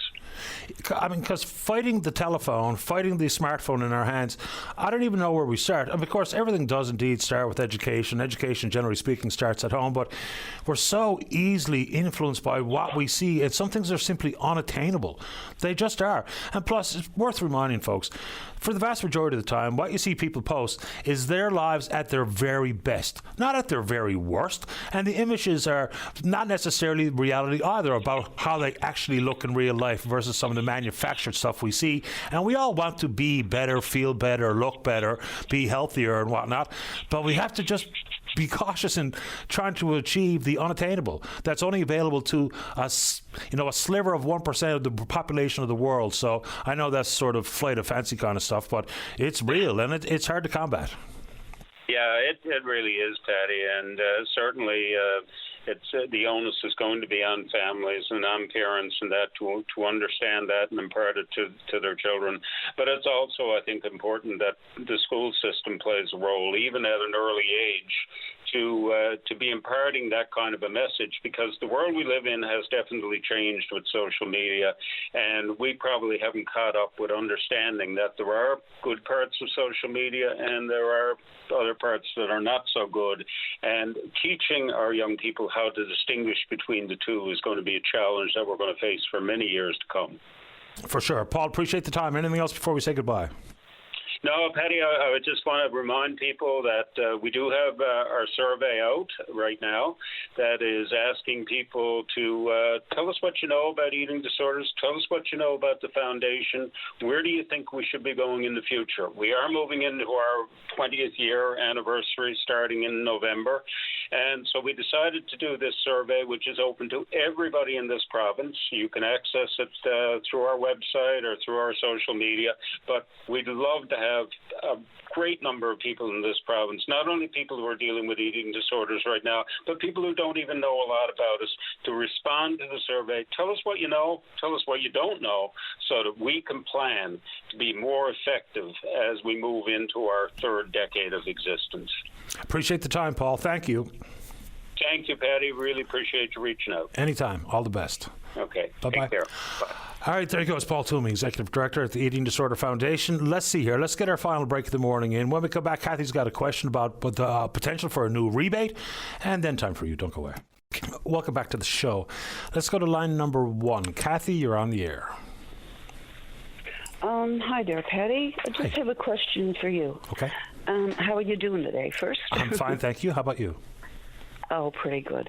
I'm just curious about something I heard, maybe a rebate for seniors.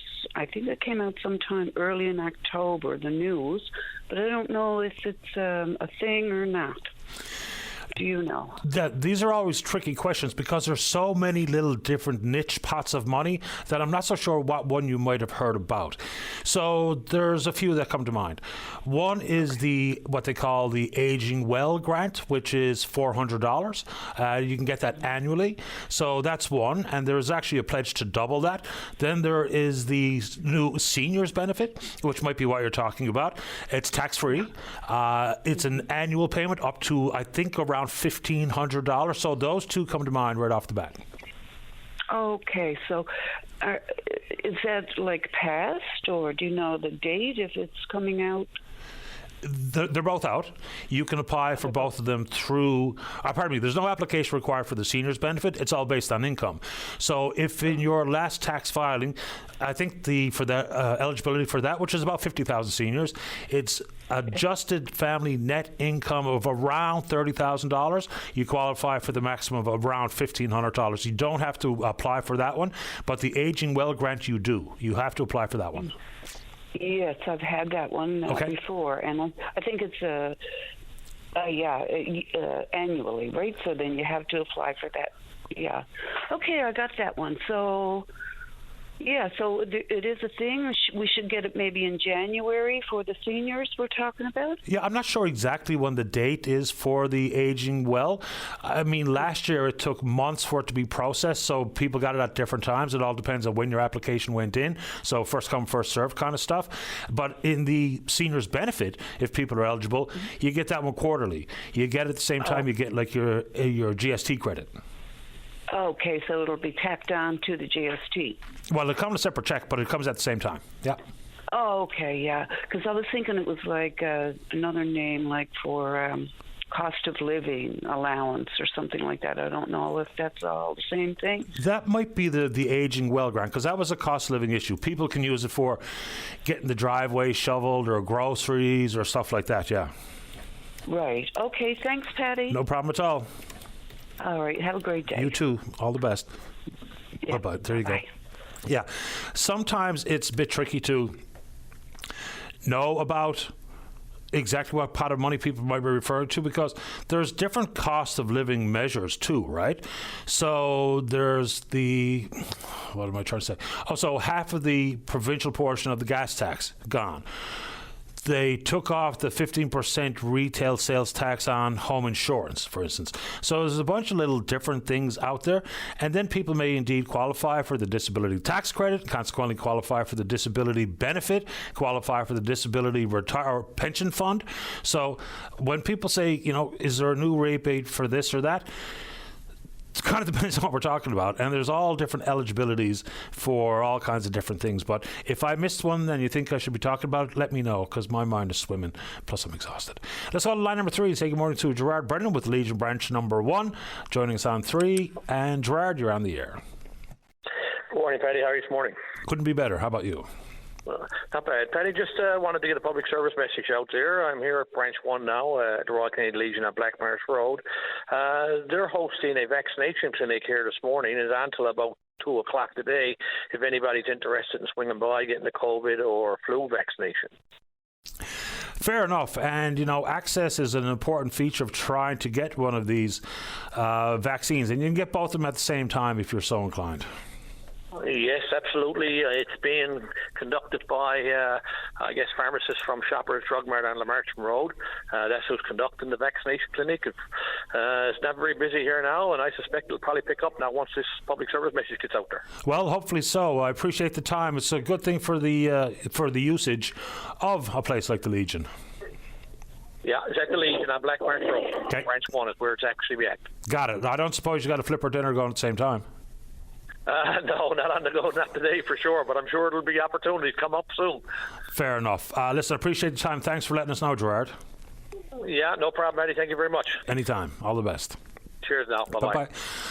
Yeah, there you go. And, of course, people are, I think, taking advantage of, and I'm soon going to have to, is take advantage of the no cash out of pocket for the shingles vaccine, which I think has become pretty popular now that the government has made that move. And at the time when they first announced it, it kind of felt like reverse engineering, didn't it? They had $1 million available for it, and then there was only folks 65 or older, and then people were asking, well, hey, what's the problem here? Why don't I qualify? And then they changed it.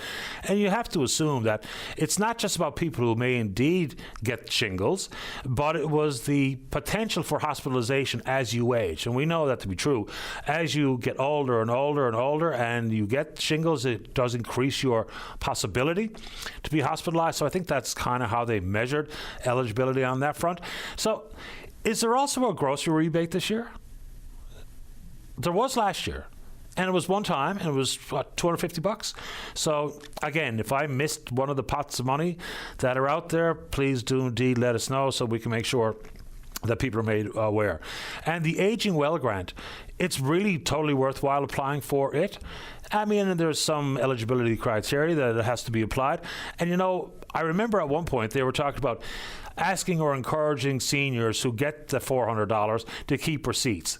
Look, come on, government, give me a break here. If you give someone $400 and they choose to give Johnny up the street $20 to shovel the driveway, what are you going to get Johnny to create a receipt? If you get someone to deliver your groceries, can we not just consider that if you're eligible, and given the cost of living pressures that so many are facing, specifically folks on a fixed income, just give them the money.